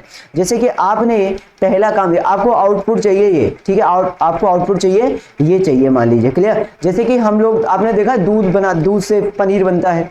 क्लियर, तो अब जैसे क्या किया, दूध गया आपके पास, अब दूध जाने के बाद जैसे ये था रॉ मटेरियल, ये था अपने पास रॉ मटेरियल, यानी कि ये था जो आप गांव से जो मिल्कमैन है वो दूध को इकट्ठा करके लेके जा रहे हैं। क्लियर, जो दूध को इकट्ठा करके लेके जा रहा है मिल्कमैन, यानी कि दूधिया जो होता है वो दूध को लेके जा रहा है। अब कहीं पे गाय का दूध है, किसी ने दूध में पानी मिला दिया, ऐसा तो जनरली होता ही है ना, किसी ने पता चला 1 किलो दूध था उसके पास, उसने उसमें 250 ग्राम और पानी मिला दिया। ठीक है, या फिर किसी के पास 5 लीटर दूध था, उसने बोला कि 1 लीटर तो पानी चलता है। ठीक है, तो उसने क्या किया, दूध में पानी वानी मिला दिया, ये था रॉ मटेरियल। तो यहाँ पे क्या था, आपके पास मिल्क जा रहा है और मिल्क में सारी चीजें आ रही हैं, गाय का दूध है, भैंस का दूध है, इसके अंदर आपका दूध में किसी ने पानी भी मिला रखा है, अटरम सटरम। ठीक है ना, ये चला गया। ओके, इसके बाद क्या हुआ, इसका रिफाइनिंग हुई इस वाली मशीन के अंदर। इसने क्या किया, इसके अंदर से जो क्रीम थी, क्रीम को बाहर निकाल दिया। ठीक है ना, इसके अंदर क्या हुआ, ये दूसरी मशीन थी, इसके अंदर क्रीम बाहर निकल गई, तो ये आपका क्रीम अलग हो गई और मिल्क को बचा हुआ जो मिल्क है विदाउट क्रीम वो अलग हो गया। फिर उसने क्या किया, इस मिल्क से आपको पनीर बना के दे दिया। तो पनीर के लिए जो रॉ मटेरियल जो डोमेन है वो तो दूध ही है ना भाई। जो पनीर आपके पास बना, पनीर के लिए रॉ मटेरियल क्या है आपके पास, दूध है कि नहीं है। मेन बेसिक जो डोमेन है वो तो दूध है, अगर दूध नहीं होगा तो पनीर कैसे बनाओगे।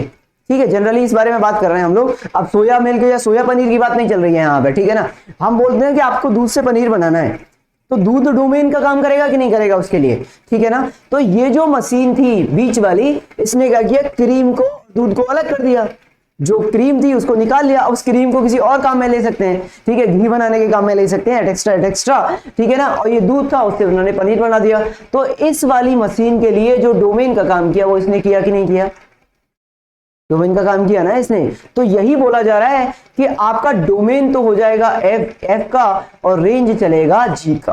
ठीक है ना, यानी कि एफ ऑफ जी की, जी ऑफ एफ की बात करोगे आप, अगर जी ऑफ एफ की बात कर रहे हो आप, किसकी बात कर रहे हो आप बोल रहे हो sir G of F X की बात कर रहा हूं। जी ऑफ एफ एक्स के अंदर डोमेन में इसकी चलेगी, डोमेन के लिए ये रिस्पॉन्सिबल हो जाएगा आपका और रेंज के लिए जी रिस्पॉन्सिबल हो जाएगा आपका।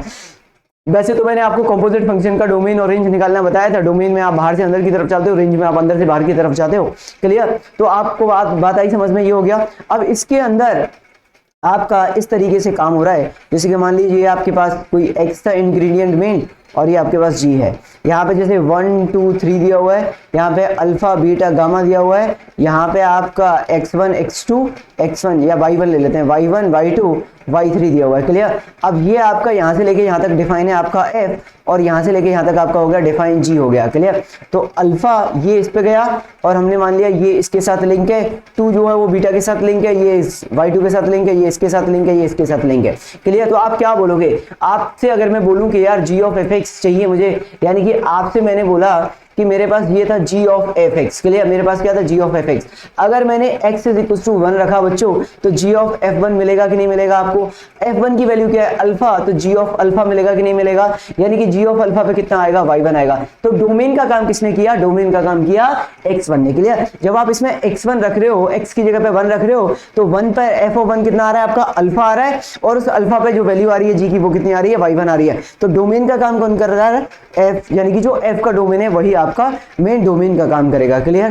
बात आ गई समझ में? यही इसके अंदर बताया गया है। अगर आपसे बोला जाता है कि सर अगर f ऑफ gx होता उसके अंदर क्या होता, अगर f ऑफ gx होता, इसका क्या मतलब है? इसको क्या बोलते हैं? इसको क्या बोलते हैं? f ऑफ g बोलते हैं, फॉग बोलते हैं, इसको फॉग x बोलते हैं। क्लियर? ओके, अब इसके अंदर क्या होगा? इसके अंदर भी इसी तरीके से डिफाइन हो जाएगा, यानी कि ये आपका कुछ इस तरीके से होता। ऐसे मान लो आप, जैसे 1 2 3 होता है यहाँ पे आपका फिर अल्फा बीटा गामा ले रहा हूं मैं बच्चों यहाँ पे, और यहाँ पे मैं आपका ले रहा हूं जैसे y1 y2 और y3। अब मैंने बोला ये वाला फंक्शन जो है वो मेरे पास g है यहाँ से लेके यहाँ तक का, और यहाँ से लेके यहाँ तक का फंक्शन मेरे पास f है। क्लियर? तो 1 के साथ मैंने बीटा लिंक कर दिया, 2 के साथ मैंने अल्फा लिंक कर दिया, 3 के साथ गामा, और इसके साथ मैंने ये लिंक कर दिया, इसके साथ मैंने ये लिंक कर दिया, इसके साथ मैंने ये लिंक कर दिया। क्लियर? अब मैं बोला आपसे कि मुझे बताइए f of 1 x equal to 1 पे क्या वैल्यू मिलेगी? तो आप बोलोगे सर f ऑफ gx था, g1 हो जाएगा। g1 पे कितनी वैल्यू है बच्चों? बीटा है, तो f ऑफ बीटा हो गया, और f ऑफ बीटा पे कितनी वैल्यू आ रही है? y1 आ रही है, तो ये y1 आ गया आपका। तो इसके लिए डोमेन का काम किसने किया? इसने। तो ये जो है वो किसका काम करेंगे? डोमेन का काम करेंगे। किसका काम करेंगे? डोमेन का काम करेंगे। बात आ गई समझ में? ये किसका काम करेंगे? डोमेन का काम करेंगे, और यहां से क्या मिल जाएगा आपको? रेंज मिल जाएगा। क्लियर है भाई? इसके अंदर क्या मिल जाएगा आपको? रेंज मिल जाएगा। ओके, तो ये आपका होता है कॉम्पोजिट फंक्शन। ये क्या होता है आपका? कॉम्पोजिट फंक्शन होता है। क्लियर? चलिए अब हम आगे की तरफ बात करते हैं कि अगर आपको कोई क्वेश्चन दिया हुआ था उसको कैसे निकालेंगे। अच्छा, यहाँ पे कुछ छोटी छोटी बातें और हैं जो मैं आपको बता देता हूँ कुछ, जैसे कि कई बार f ऑफ f दे देता है वो, ठीक है ना। f ऑफ f का मतलब क्या है? जैसे उसने बोला कि अब उसने बोला कि आप इसका मतलब बताओ, f ऑफ f दे दिया मैंने आपको, इसका क्या मतलब है? तो इसका मतलब है f ऑफ fx। इसका मतलब क्या है? f of fx। मतलब जहां जहां x है वहां पे आपको क्या रखना है? वहां पे आपको fx रखना है। जहां जहां पे x है वहां पे क्या रखना है आपको? fx रखना है। क्लियर? बात आ गई समझ में? चलिए, इसी तरह अगर g ऑफ g आ गया आपके सामने, g ऑफ gx, तो इसका मतलब क्या हो जाएगा? g ऑफ gx हो जाएगा। क्लियर? ये आपका हो जाएगा। तो इस तरीके से ये पूरा आपका पैटर्न चलता है। क्या चलता है? इस तरीके से आपका पूरा पैटर्न चलेगा सब। ओके, बात आई समझ में? नहीं है किसी भी तरह की कोई भी समस्या इसके अंदर? चलिए अब हम क्वेश्चन सॉल्व करके देख लेते हैं क्वेश्चन में क्या कहानी है। क्लियर? तो उसने बोला f is defined from r to r, r से लेके r में डिफाइन है। Be a function defined by fx is equal to, क्या दिया है बच्चों आपको? यहाँ पे दिया है उसने कि f of x is equal to a x square minus का √2 है for some positive value of a। किसके लिए? a की कुछ पॉजिटिव वैल्यू के लिए उसने ये दिया है। f ऑफ f √2 कितना दिया है उसने? माइनस का √2 दिया है। देन उसने बोला कि a की वैल्यू बता दीजिए कितनी आएगी। उसने क्या दिया है आपको? उसने बोला कि f ऑफ f जो आ रहा है ना √2, वो आपका माइनस का √2 आ रहा है।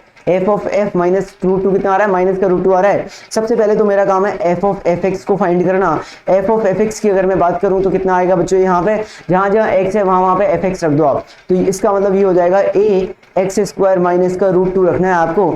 तो a एक्स स्क्वायर की जगह a एक्स स्क्वायर माइनस का √2 रखोगे, इसका स्क्वायर माइनस का √2 ये आएगा। जहां जहां x है वहां पे fx रखना है, तो एक्स स्क्वायर की जगह पूरे fx की वैल्यू रख दी। क्लियर? इसको सिंप्लीफाई करेंगे तो आपको जो भी मिलेगा दैट इज द रिक्वायर्ड जो भी एक्सप्रेशन आएगा। फिर उसने बोला कि क्या चाहिए? अब मुझे चाहिए x की जगह पर √2। x की जगह पे क्या चाहिए? √2 चाहिए। तो मैंने बोला f ऑफ f √2 चाहिए आपको। तो f ऑफ √2 कैसे निकलेगा? a, और यहाँ पे कितना आ जाएगा बच्चों? यहाँ पे आपका आ जाएगा a, और ये हो गया आपका a एक्स स्क्वायर की जगह √2 रखा तो मतलब ये आपका 2 आ जाएगा, माइनस का √2 का होल स्क्वायर माइनस √2 आ जाएगा, क्लियर। और ये किसके इक्वल दिया उसने, इसने बोला कि ये आपका माइनस √2 के इक्वल दिया हुआ है, क्लियर। अब मैं इस माइनस √2 से इसको कैंसिल आउट कर सकता हूँ, यानी कि मेरे पास फाइनली यहाँ पे कितना आ गया कि a और ये आ गया 2a माइनस का √2 का स्क्वायर इज इक्वल टू 0 आ गया। अब ये 0 कब आ सकता है, जब आपका या तो a जो है वो 0 आ जाए, जो कि पॉसिबल है नहीं, क्योंकि उसने बोला a क्या होना चाहिए, आपका पॉजिटिव नंबर होना चाहिए, या फिर बच्चों 2a माइनस √2 आपका 0 आ जाए, ये पॉसिबल है, क्लियर। तो यहाँ से a कितना आ जाएगा, आपका a आ जाएगा यहाँ से आपका ये 1/√2, कितना आ जाएगा यहाँ से 1/√2 आ जाएगा। तो एक ही एक क्या है, पॉजिटिव आ गया, and that is the required answer. बात आ गई समझ में। तो आप इस तरीके से क्वेश्चन को सॉल्व कर सकते हो, ओके।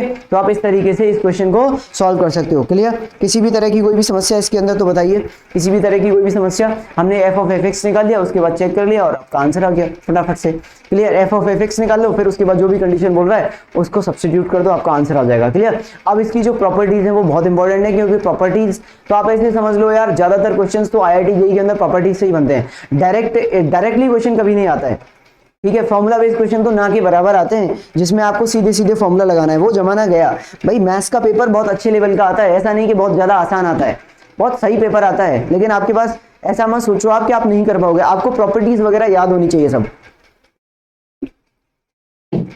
अगर आपको प्रॉपर्टीज वगैरह याद है तो फिर आपको डरने की जरूरत है नहीं, क्लियर। पहली प्रॉपर्टी क्या है कि गॉफ और फॉग जनरली इक्वल नहीं होते हैं, GOF और f ऑफ g इक्वल नहीं होते हैं generally, clear. The composite function is associative, यानी कि इसका मतलब क्या बोल रहा है वो, इसका मतलब बोल रहा है कि आप ऐसे बोलो या ऐसे बोलो एक ही बात होती है। यानी कि अगर मैं आपसे बोलूं कि h of g of f है, इसमें आप जहां चाहे वहां ब्रैकेट लगा सकते हो, इसका मतलब ये है। अगर किसी ने बोला कि सर मैं इसको ऐसे बोलना चाहता हूं h of g of f, तो भी सही बात है। अगर किसी ने बोला कि सर मैं इसको ऐसे बोलना चाहता हूं यहाँ पे h ऑफ g, यानी कि ये और फिर उसके बाद f, ऐसे भी, मतलब इसमें आप कहीं पे भी ब्रैकेट लगा दो वो सब चलेगा, क्लियर। इसके केस में अब उसने बोला था the composite of two bijection is the bijection. जो बाइजेक्टिव फंक्शन होते हैं आपके, बाइजेक्टिव कौन से फंक्शन होते हैं, बाइजेक्टिव फंक्शन कौन सा होता है पता है ना, जो इंजेक्टिव प्लस सर्जेक्टिव होता है, इंजेक्टिव प्लस सर्जेक्टिव होता है उसको बाइजेक्टिव बोला जाता है। Injective plus surjective is the bijective. अगर अभी तक नहीं पढ़ा है तो सुन लो इस बात को आप ध्यान से, इंजेक्टिव प्लस सर्जेक्टिव, इंजेक्टिव कौन सा होता है 1-1, इंजेक्टिव प्लस सर्जेक्टिव, क्या सर्जेक्टिव कौन सा होता है ऑन टू, ठीक है। इसको क्या बोलते हैं, बाइजेक्टिव बोलते हैं। इसका भी जिक्र करूंगा मैं इनवर्स फंक्शन के अंदर, इसको हम बाइजेक्टिव बोलते हैं, क्लियर। ये हो गया। तो टू बाइजेक्टिव फंक्शन है तो उनका कॉम्पोजिशन भी बाइजेक्टिव ही आएगा, यानी कि कॉम्पोजिट फंक्शन क्या आएगा, बाइजेक्शन आएगा। If f and g are the two bijection such that g of f is defined, then g of f is a bijective function, clear. यानी कि ये भी क्या होगा, आपका बाइजेक्टिव फंक्शन ही होगा फिर, ओके। चलिए अब बात करते हैं हम इनवर्स फंक्शन के अंदर। कॉम्पोजिट फंक्शन आपको समझ में आया, अब बात करते हैं हम इनवर्स फंक्शन के अंदर। इनवर्स फंक्शन में क्या करेंगे, इनवर्स फंक्शन के अंदर देखो क्या होता है, इनवर्स फंक्शन को डिफाइन करने की सबसे पहली जो कंडीशन है, इनवर्स फंक्शन को अगर आपको बच्चों डिफाइन करना है तो सबसे पहली कंडीशन क्या है कि function must be a bijective function. क्या होना चाहिए, function must be a bijective function. क्या होना चाहिए, function must be bijective, must be bijective. ये आपका इनवर्स फंक्शन जब ही निकलेगा जब वो बाइजेक्टिव होगा, इस बात को याद रख लो आप। जब तक वो बाइजेक्टिव नहीं होगा तब तक आप नहीं बोल सकते कि सर ये क्या इनवर्स इसका एग्जिस्ट करेगा भी या नहीं करेगा। अगर आपको किसी भी फंक्शन का इनवर्स निकालना है तो आप सबसे पहले क्या कंडीशन चेक करोगे, बाइजेक्शन। अगर बाइजेक्शन नहीं हुआ तो इनवर्स एग्जिस्ट नहीं करेगा, फंक्शन का बाइजेक्शन होना बहुत जरूरी है, ठीक है। अब हम बात करते हैं, जैसे कि उसने बोला कि 1-1 होना चाहिए, जो मैंने बताया कि बाइजेक्टिव होता है, then there exists a unique function, ठीक है ना, this such that f of x is equals to y, it implies that g of y is equals to x for all x belongs to n, y belongs to b, ठीक है ना। ये होता है, मतलब इसका क्या मतलब है, इसका ये मतलब है कि देखो आपके सामने ये फंक्शन दिया हुआ है यहाँ पर, क्लियर। अब ये फंक्शन आपको दिया, उसने बोला ये a से लेके b में डिफाइन है। अब a पर जो वैल्यू है वो 1 आ रही है, b पर जो वैल्यू है वो 2 आ रही है, और c पर जो वैल्यू है इसकी वो 3 आ रही है। ये आपके पास क्या था, ये आपके पास f ऑफ x था, ये क्या था आपके पास f ऑफ x था। अब अगर ऐसा होता है, अब ये क्या है, हर एक x के पास एक ही y है, ठीक है, यानी कि 1-1 फंक्शन है, ऑन टू भी है क्योंकि range is equal to codomain है, तो इसमें एक इनवर्स फंक्शन एग्जिस्ट करेगा जो कि उल्टा होगा, इधर से इधर भी एग्जिस्ट करेगा, ठीक है, जो कि उल्टा एग्जिस्ट करेगा, बी से लेके ए की तरफ एग्जिस्ट करेगा। पहला क्या था आपका, ए से लेके बी की तरफ एग्जिस्ट कर रहा था, ए से लेके बी में एग्जिस्ट कर रहा था, अब क्या हो गया, बी से ए में एग्जिस्ट कर गया। पहले ए से बी में था, अब बी से ए में एग्जिस्ट कर गया। तो इसका मतलब क्या हुआ कि ये इनवर्स एग्जिस्ट करेगा। एग्जिस्ट कब करेगा, जो फंक्शन आपका इंजेक्टिव या बाइजेक्टिव होगा। क्लियर, जब आपका फंक्शन क्या होगा, इंजेक्टिव प्लस सर्जेक्टिव यानी कि बाइजेक्टिव होगा, तब एग्जिस्ट करेगा। अब देखो कहानी क्या है, अगर मैं आपसे एफ के बारे में पूछता हूं इस डायग्राम के अंदर कि बच्चों एफ के बारे में, ये आपका एफ है और ये आपका इनवर्स है इधर वाला।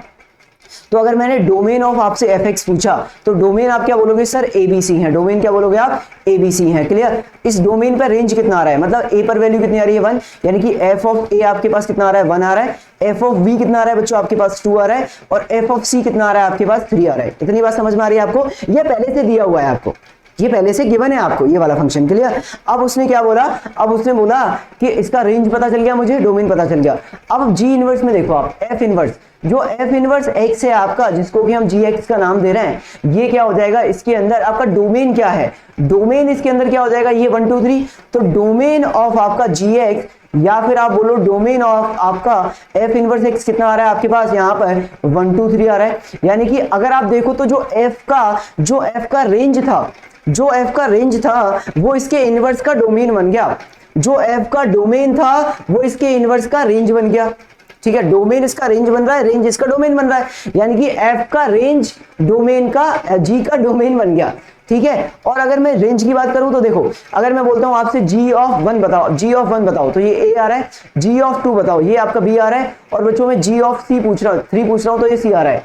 क्लियर, यानी कि domain of F x is equivalent to range of f inverse x होता है, and the range of fx is equivalent to domain of f inverse x होता है। यानी कि इसका जो डोमेन था, f का जो डोमेन था, वो g का क्या बन जाएगा, रेंज बन जाएगा। ये डोमेन है, ये रेंज है, ये डोमेन है, ये रेंज है, एक दूसरे में कन्वर्ट हो जाते हैं। डोमेन रेंज बन जाता है, रेंज डोमेन बन जाता है। बात आई समझ में, या सुनो फटाफट से क्लियर करके बताइए, जल्दी से फटाफट से।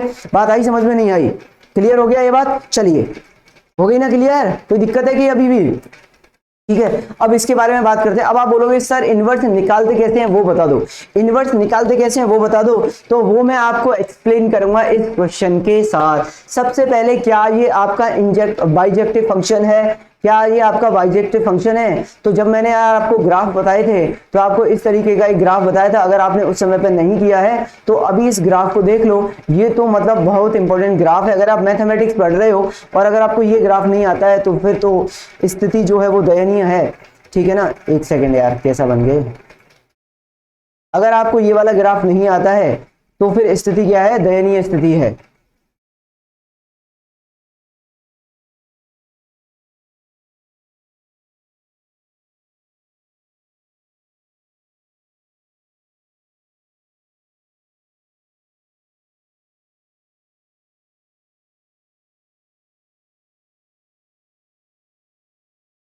ठीक है, थोड़ा सा बढ़िया बना देते हैं। ये ग्राफ होता है x प्लस 1/x का।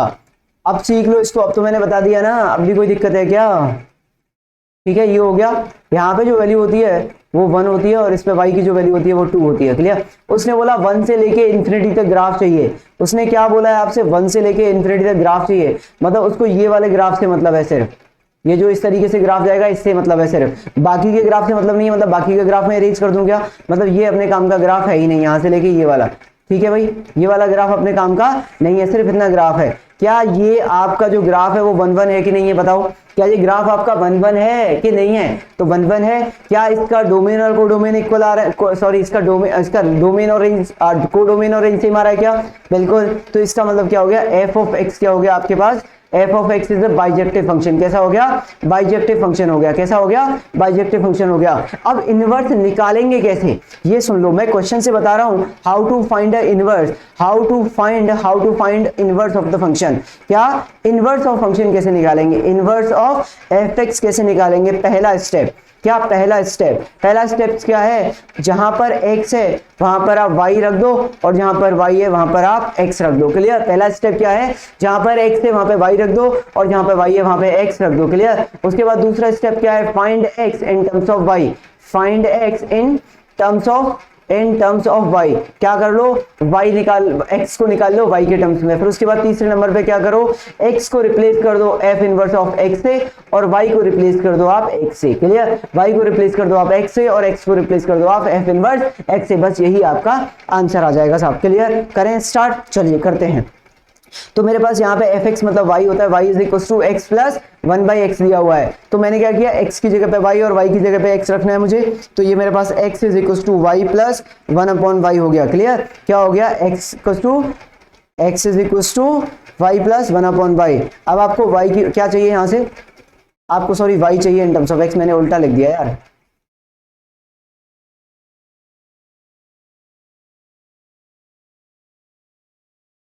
सॉरी यार, है फाइंड, उल्टा लिख दिया मैंने जल्दबाजी में, find y in terms of x। Clear, फिर उसके बाद y की जगह पे f इनवर्स x, बस ओके, ये आ जाएगा बस। तो अब ये मेरे पास कितना आ जाएगा, x is equal to Y square plus 1/y आ जाएगा। नाउ इसको मैं लिख सकता हूँ y स्क्वायर माइनस का xy प्लस का 1 is equal to 0। Now it's a quadratic equation in y। तो यहाँ से कितना आ जाएगा, y की वैल्यू कितनी आ जाएगी आपकी, y is equal to minus का b plus minus b square minus का 4ac अपॉन 2a आ जाएगा बच्चों। यहाँ से दो वैल्यूज आ जाएंगी आपकी y की। क्लियर, यहाँ से आपकी कितनी आ गई, y की दो वैल्यूज आ गई ये। अब इनमें से इनवर्स कौन सा होगा ये मुझे देखना है, इनमें से इनवर्स कौन सा होगा ये मुझे देखना है। तो मेरे पास एक आ रहा है y इज इक्वल टू, मेरे पास क्या आ रहा है, y इज इक्वल टू एक बच्चों मेरे पास आ रहा है x प्लस का x स्क्वायर माइनस का 4 आ रहा है। Clear, upon 2। और दूसरी मेरे पास क्या आ रही है equation, y is equal to x minus का x स्क्वायर माइनस 4 का रूट अपॉन 2 आ रहा है। अब मुझे चेक कैसे करना है इनमें से कौन सा डेफिनेशन करेक्ट होगा। अब आपके सामने दुविधा आ गई। अब इनवर्स फंक्शन तो एक ही होता है, इनवर्स फंक्शन तो यूनिक होता है ना। तो अब इसमें से दोनों में से कौन सा आंसर होगा ये कैसे पता चलेगा मुझे, इन दोनों में से कौन सा आंसर है। तो उसके लिए क्या करेंगे, हम कुछ वैल्यूज पुट करके देख लेंगे। कौन कौन सी वैल्यूज, जैसे कि मैंने आपसे बोला यहाँ पे कि अगर मैं फंक्शन की बात करता है इसके अंदर, तो अगर मैंने यहाँ पर f(1) रखा होता, f(1) रखने पे ये मेरे पास 2 आता। क्लियर, तो इसका मतलब इनवर्स के अंदर क्या होगा, f(2) रखने पे इनवर्स के अंदर क्या होगा, f इनवर्स ऑफ 2 कितना आना चाहिए, फिर आपका 1 आना चाहिए। क्लियर, अगर आपने बोला कि सर मैं f(2) रख रहा हूँ, f(2) पे 2 प्लस 1/2 यानी कि 5/2 आ रहा है, तो f इनवर्स 5/2 पे कितना आना चाहिए, ये 2 आना चाहिए। अब ये वैल्यू रख के देख लो, आपको आइडिया लग जाएगा। तो अगर आपने यहाँ पे क्या रख के देखा, x की जगह पे 2 रखोगे तो दोनों से सेम आंसर आएगा। तो अब x की जगह पे क्या 5/2 रख के देख लो। तो आपने x की जगह पे अगर इसमें 5/2 रख के देखा बच्चों, तो 5/2 पे ये पहला वाला कितना आ रहा है, तो y इज इक्वल टू यहाँ से 5/2 आ जाएगा प्लस का ये कितना आ जाएगा 25 माइनस 4 यानी कि माइनस का 16 अपॉन 4 का रूट आ जाएगा, अपॉन यहाँ पे कितना आ जाएगा 2 आ जाएगा बच्चों। ये कितना आ जाएगा, ये आ जाएगा 5/2, ये कितना होता है 9 का कितना होता है 3 अपॉन 2 आ जाएगा। ये कितना हो जाएगा 8 ऊपर हो जाएगा, नीचे 4 हो जाएगा, 4 से कट जाएगा 2 टाइम्स। यहाँ से तो 2 आ रहा है, यहाँ से 2 आएगा क्या, यहाँ से कितना आ जाएगा x इक्वल टू 2 रखने पे, तो ये आपका 5/2 आ जाएगा, ये माइनस का 3/2 आ जाएगा, अपॉन 2 आ जाएगा, यहाँ से कितना आ जाएगा 2/2 यानी कि 1/2 आ जाएगा। तो ये आपका आंसर नहीं आ रहा है, यानी कि f इनवर्स x क्या होगा आपका, ये वाला फंक्शन आपका f इनवर्स x हो जाएगा। एक बार चेक करोगे क्या, ये वाला फंक्शन आपका क्या हो जाएगा, f इनवर्स x हो जाएगा। तो ये आपका रिक्वायर्ड आंसर है और ये आपका रिजेक्ट हो जाएगा, ये आपका क्या हो गया, रिजेक्ट हो गया। एक ही क्वेश्चन में मैंने आपको जितने भी पॉसिबिलिटीज होती है क्वेश्चन के अंदर वो सारी यहाँ पे बता दी हुई है आप लोगों को मैंने। क्लियर, जितनी भी पॉसिबिलिटीज, जितने भी तरह की प्रॉब्लम इसमें आ सकती है। क्लियर, सबसे पहला काम तो वो 3 स्टेप अपनाओ, आप 3 स्टेप अपना लिया आपने। क्लियर, उसके बाद फिर जब आपने देखा कि x की y की 2 वैल्यू आ रही है, यानी कि 2 फंक्शन आ रहे हैं। अब 2 फंक्शन तो आंसर आ नहीं सकते क्योंकि यूनिक फंक्शन एग्जिस्ट करता है, इनवर्स यूनिक फंक्शन होता है, एक फंक्शन का इनवर्स एक ही होगा। ऐसा नहीं हो सकता कि एक इनवर्स फंक्शन था उसके 10-12 इनवर्स फंक्शन आ गए, ऐसा नहीं हो सकता। क्लियर, एक फंक्शन है तो उसका इनवर्स भी एक ही लाई करेगा। ओके साहब, बात आ गई समझ में। तो क्या करेंगे, इसके लिए हम x की वैल्यूज रख के देख लेंगे, इसका x उसका y होता है, सिंपल सी बात है। ओके, तो that is the required answer. चलिए आगे की तरफ चलते हैं। नेक्स्ट क्वेश्चन, उसने बोला f is defined from 0 to 1, f is defined from r to 0 to 1, then fx is equal to, इसकी वैल्यू निकालो कितनी आएगी, इसकी वैल्यू निकालो कितनी आएगी।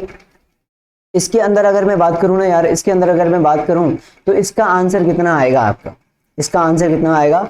तो देखो y इज इक्वल टू कितना दे रखा है आपको, 2 की पावर x अपॉन 1 प्लस 2 की पावर x दे रखा है। आपने बोला सर x की जगह पर y रखने का है अपने को और y की जगह पर x रखने का है। तो ये हो गया x इज इक्वल टू 2 की पावर y अपॉन 1 प्लस 2 की पावर y। जब क्रॉस मल्टीप्लाई किया तो ये हो गया x प्लस 2 की power y into X is equal to 2 की पावर y। क्लियर, फिर इसके बाद कितना हो जाएगा आपके पास यहाँ पर, इसके बाद कितना आएगा, आपने को क्या चाहिए, y चाहिए, तो ये हो गया x इज इक्वल टू 2 की पावर y कॉमन ले लिया मैंने, 1 माइनस का x आ जाएगा यहाँ पे, और ये आपके सामने आ जाएगा x upon 1 minus x is equal to 2 की पावर y आ जाएगा बच्चों।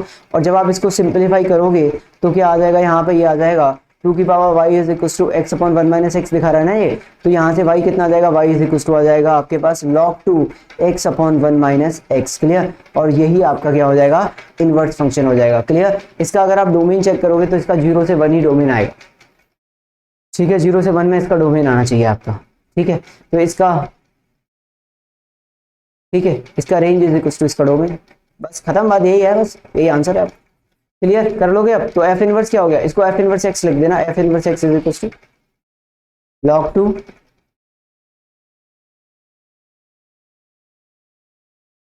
क्या आंसर आ जाएगा आपका, ठीक है। प्रॉपर्टीज की बात करते हैं, इनवर्स फंक्शन की प्रॉपर्टीज क्या क्या होती हैं। सबसे पहले तो जो मैंने आपको बताया कि inverse of a bijection is a unique function होता है, इनवर्स फंक्शन का एक ही इनवर्स निकलता है, ऐसा नहीं होता कि दो इनवर्स निकला है, ठीक है। अब मैं एक और की बात करता हूँ, F inverse x is equal to G X है, ठीक है। तो आप ये भी बोल सकते हो कि g inverse x is equal to f x आएगा, यानी कि f x is the inverse of ji x, that means g x is also the inverse of F x. Simple सी बात ये होती है, क्लियर। अगर एफ जी का इनवर्स है तो जी एफ का इनवर्स है, बस सिंपल सी बात है। अगर ये इसका इनवर्स है तो ये इसका इनवर्स है, खत्म बात, बस clear. The inverse of a bijection is also bijection, ठीक है, ये तो पता ही है कि ये भी बाइजेक्शन ही होगा, ठीक है। F is defined from A to B is a bijection, g is defined from A to this, then f of g equals to I होता है, ठीक है ना। आइडेंटिटी, आइडेंटिकल फंक्शन मतलब कि एक्स होता है, यानी कि आइडेंटिकल फंक्शन में आपको बता देता हूँ क्या होता है, एक्स बोलते हैं इसको। यानी कि ये यहाँ पे बोलना चाह रहा है कि अगर एफ आपका इनवर्स है, अगर F is the inverse of ji X, यहाँ पे ऐसे लिख लो आप नोट करके इसको, ये आपसे क्या बोलना चाहता है, सिंपल लैंग्वेज में मैं बात करूँ कि if F is the inverse of, if F of x is a inverse of ji X, अगर ये इसका इनवर्स है, देन तो क्या होगा, एफ ऑफ जी अभी पढ़ा ना आप लोगों ने, F of G is equal to X हो जाएगा। या फिर आप ये भी बोल सकते हो कि जी ऑफ एफ जो आएगा वो भी आपका एक्स के इक्वल आएगा, क्लियर है भाई। और ये यहाँ पे वैसे इस तरीके से दिया भी हुआ है, अगर आप चाहो तो यहाँ से नोट भी कर सकते हो इसको, ये दोनों आपस में ये होते हैं, क्लियर। तो चौथी प्रॉपर्टी क्या है, ये आपका उल्टा खुलता है, जैसे कि जी ऑफ एफ दिया हुआ है आपको और इसका इनवर्स आपको निकालना है, तो आप इसको F inverse of ji inverse बोलोगे, क्या बोलोगे, F inverse of ji inverse बोलोगे, उल्टा खुलता है, क्लियर। बात आ गई समझ में। जो ग्राफ होता है वो y इक्वल्स टू एक्स के अबाउट सिमेट्रिक होता है, मिरर इमेज होता है, y इक्वल्स टू एक्स के अबाउट क्या होता है, मिरर इमेज होता है। तो इस लाइन को याद रखिएगा, अगर एक दूसरे के इनवर्स फंक्शन है, चाहे वो इनवर्स कहीं का भी हो, ठीक है, इनवर्स फंक्शन है तो इसका mirror image of each other in the line y equals to X, ये y इक्वल्स टू एक्स के अबाउट मिरर इमेज होता है। जब y इक्वल्स टू एक्स के अबाउट मिरर इमेज होगा तभी तो x का y और y का x बनेगा, क्लियर। बात आ गई समझ में। किसी भी तरह की कोई भी समस्या, इसका एग्जांपल आप ले सकते हो log x, इसका एग्जांपल क्या ले सकते हो, अगर आपके पास f of x ln x है तो f इनवर्स x कितना आता है आपके पास, e की पावर x आता है। दोनों का ग्राफ अगर आप बनाओगे तो एक दूसरे का मिरर इमेज आता है, ये इसका ग्राफ होता है और ये इसका ग्राफ होता है, मिरर इमेज आता है y इक्वल्स टू x के अबाउट, ये y इक्वल्स टू x वाली लाइन हो गई, इसके अबाउट ये मिरर इमेज है, चेक कर लो आप, इसके अबाउट क्या है, ये मिरर इमेज है, क्लियर। किसी भी तरह की कोई भी समस्या, प्रॉपर्टीज ये जो बताई है वो आपको याद रखनी है, मोस्ट इंपॉर्टेंट होती हैं, ठीक है। नेक्स्ट क्वेश्चन की बात करते हैं। अब इस क्वेश्चन को आपको सॉल्व करना है, वही फंडा लगाना है जो मैंने आपको अभी तक बताया है। क्या दिया हुआ है आपको, y इज इक्वल टू दिया है e की पावर x प्लस e की पावर माइनस एक्स अपॉन 2 दिया हुआ है बच्चों। अगर आपको क्या करना है, अब आपको x की जगह पे y और y की जगह पे x रखना है, तो ये हो जाएगा x is equals to e की पावर y प्लस e की पावर माइनस का y अपॉन 2 हो जाएगा। ये हो जाएगा e की पावर y प्लस का e की power minus y is equals to 2x हो जाएगा। नाउ इसको आप लिख सकते हो क्या, e की पावर 2y और माइनस का 2x e की पावर y और प्लस का 1 इज इक्वल्स टू 0 लिख सकते हो अगर मल्टीप्लाई करोगे तो। अब आपने बोला सर e की पावर y को थोड़ी देर के लिए मैं t मान लेता हूँ, ठीक है, मान लो क्या फर्क पड़ता है, क्वाड्रेटिक इक्वेशन ही तो सॉल्व करनी है। तो ये हो जाएगा आपके पास t स्क्वायर माइनस का 2xt प्लस का 1 इज इक्वल टू 0। यहाँ से t की वैल्यू निकालोगे तो कितनी आएगी, माइनस का b यानी कि 2x plus minus b square यानी कि 4x स्क्वायर माइनस का 4ac अपॉन कितना आ जाएगा, 2a आ जाएगा बच्चों।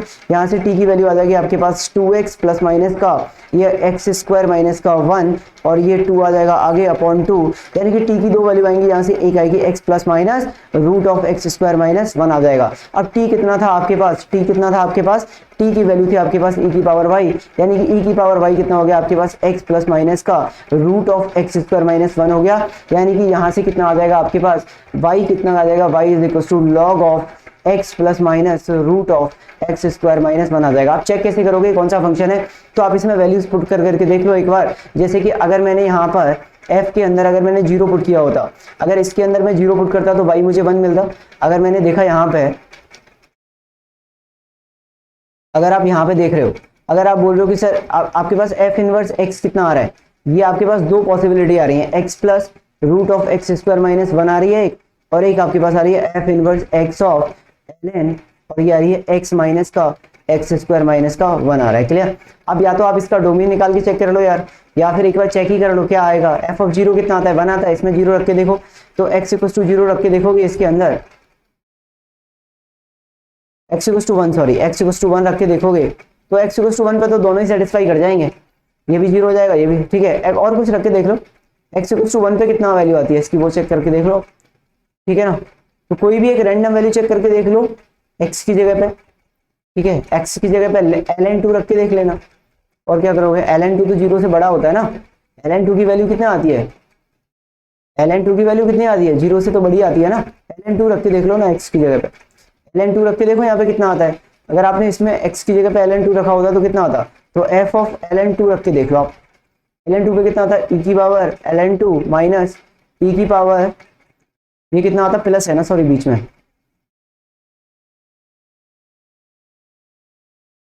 कितना दिया है ये बीच में, प्लस दिया है ना, प्लस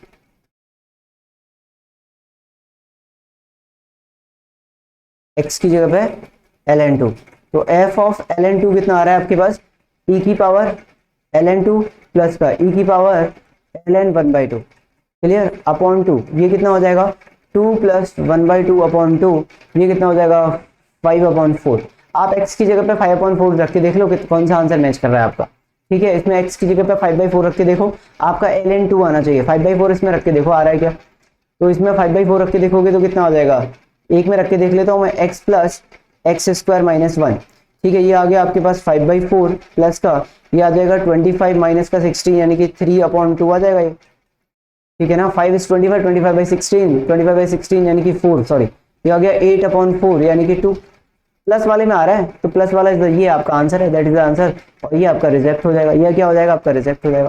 क्लियर, बात आ गई समझ में। आपको वैल्यूज पुट करके देखनी है, अब ये आपको थोड़ा आइडिया लग जाएगा कि कौन सी वाली वैल्यू पुट करके देखनी है। अगर आप एक बार रख के देखोगे तो आपको आइडिया लग जाएगा, तो वैल्यूज ऐसी रखो जिससे कैलकुलेशन आसान हो। अब ई की पावर दिया हुआ है तो ln रख के देख लो, ln में थोड़ा आसानी होती है कैलकुलेट, क्योंकि ई और ln तो आपस में कैंसिल आउट ही हो जाएंगे, बस यही है। क्लियर, तो इस तरीके के क्वेश्चन करने होते हैं। नेक्स्ट बात करते हैं पीरियोडिक फंक्शन की।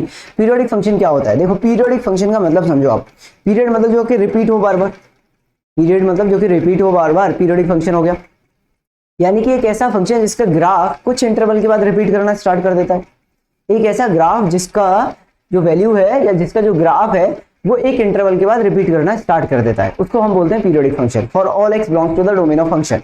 क्लियर, ये ध्यान रखिएगा। अब जैसे function f of x is called periodic if there exists a positive number t।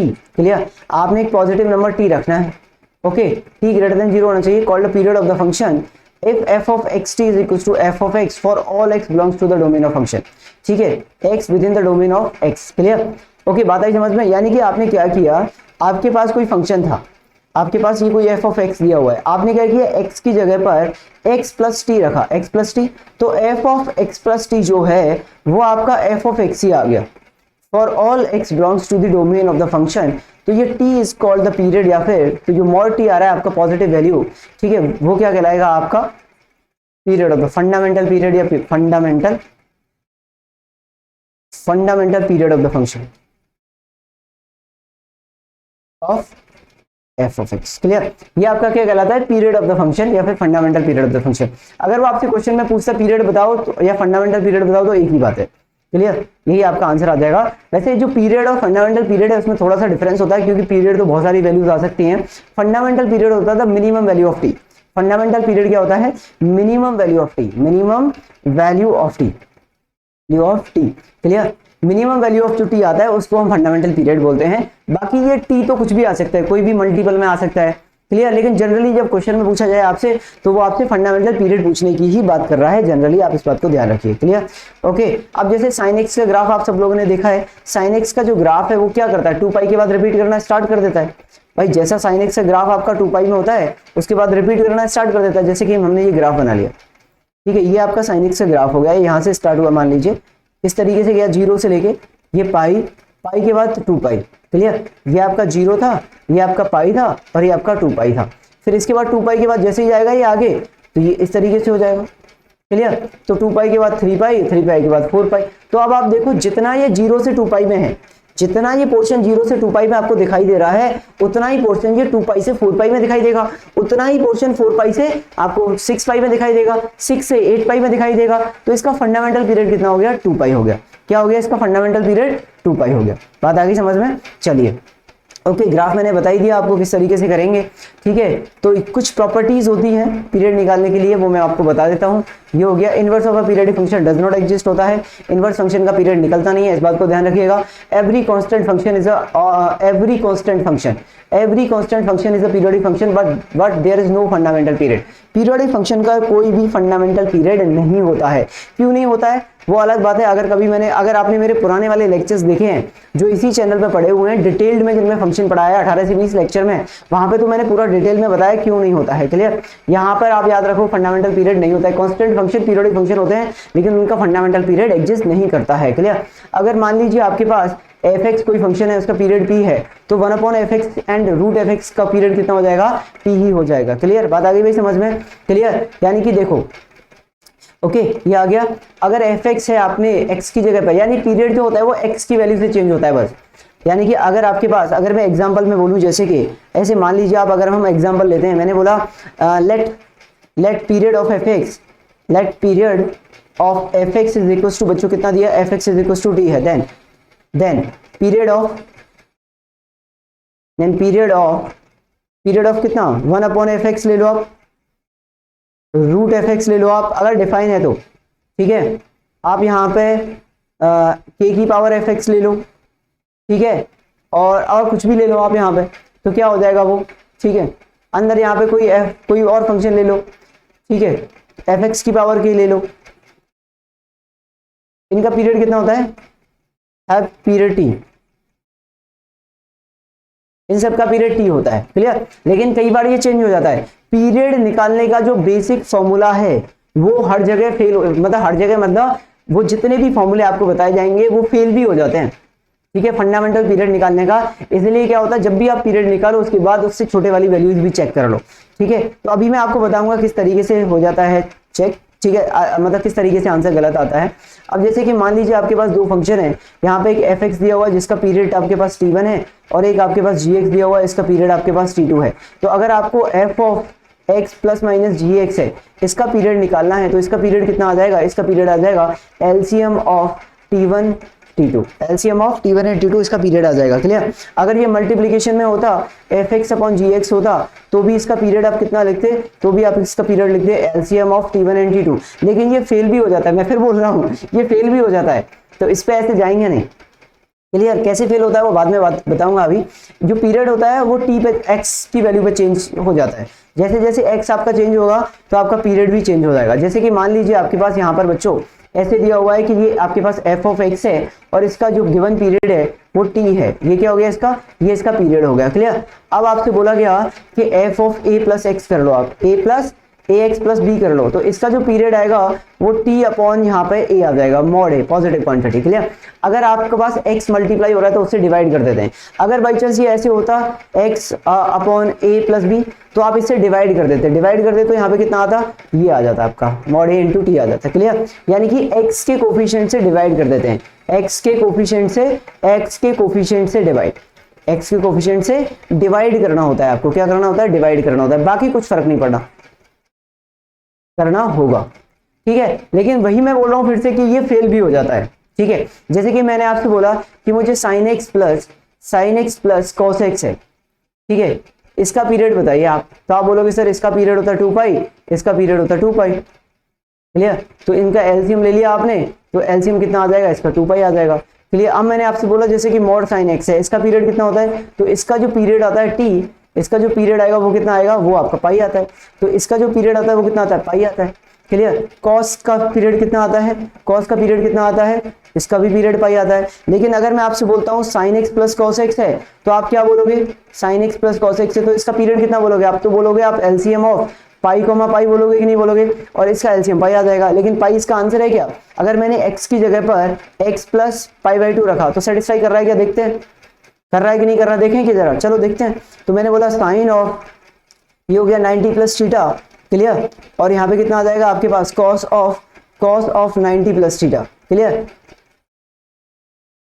Okay, mod लगा हुआ है, साइन 90 प्लस थीटा तो कॉस थीटा होता है, तो कॉस एक्स आ गया मॉड का, और कॉस 90 प्लस थीटा आपका कितना हो जाएगा, ये भी मॉड लगा हुआ है तो साइन थीटा ही आ जाएगा, ठीक है। तो ये तो सेम आ गया, यानी कि इसका पीरियड कितना हो गया आपके पास, अब इसका पीरियड आपके पास हो गया पाई बाई 2, बताइए समझ में। तो जो रूल था वो तो फेल हो गया, जो मैंने आपको रूल बताया वो तो फेल हो गया कि एलसीएम लेना है, तो एलसीएम वाला रूल फेल हो सकता है। तो जब भी आप क्वेश्चन सॉल्व करो, मतलब अब उसका मतलब क्या, आप बोलोगे सर इसका क्या मतलब है, फिर इसका ये मतलब है भाई आपको एक वैल्यू तो पता चल जाती है। डेफिनेशन ने बोला क्या ये बात, डेफिनेशन ने तो बोली नहीं ये बात, डेफिनेशन ने थोड़ी ना आपको बोला है कि एक्स आप एलसीएम लेके निकालो, डेफिनेशन ने बोला कि x प्लस टी अगर रिप्लेस करोगे और आपको fx मिल जाए वही पीरियड होता है, ये बोला है ना डेफिनेशन ने तो आपसे।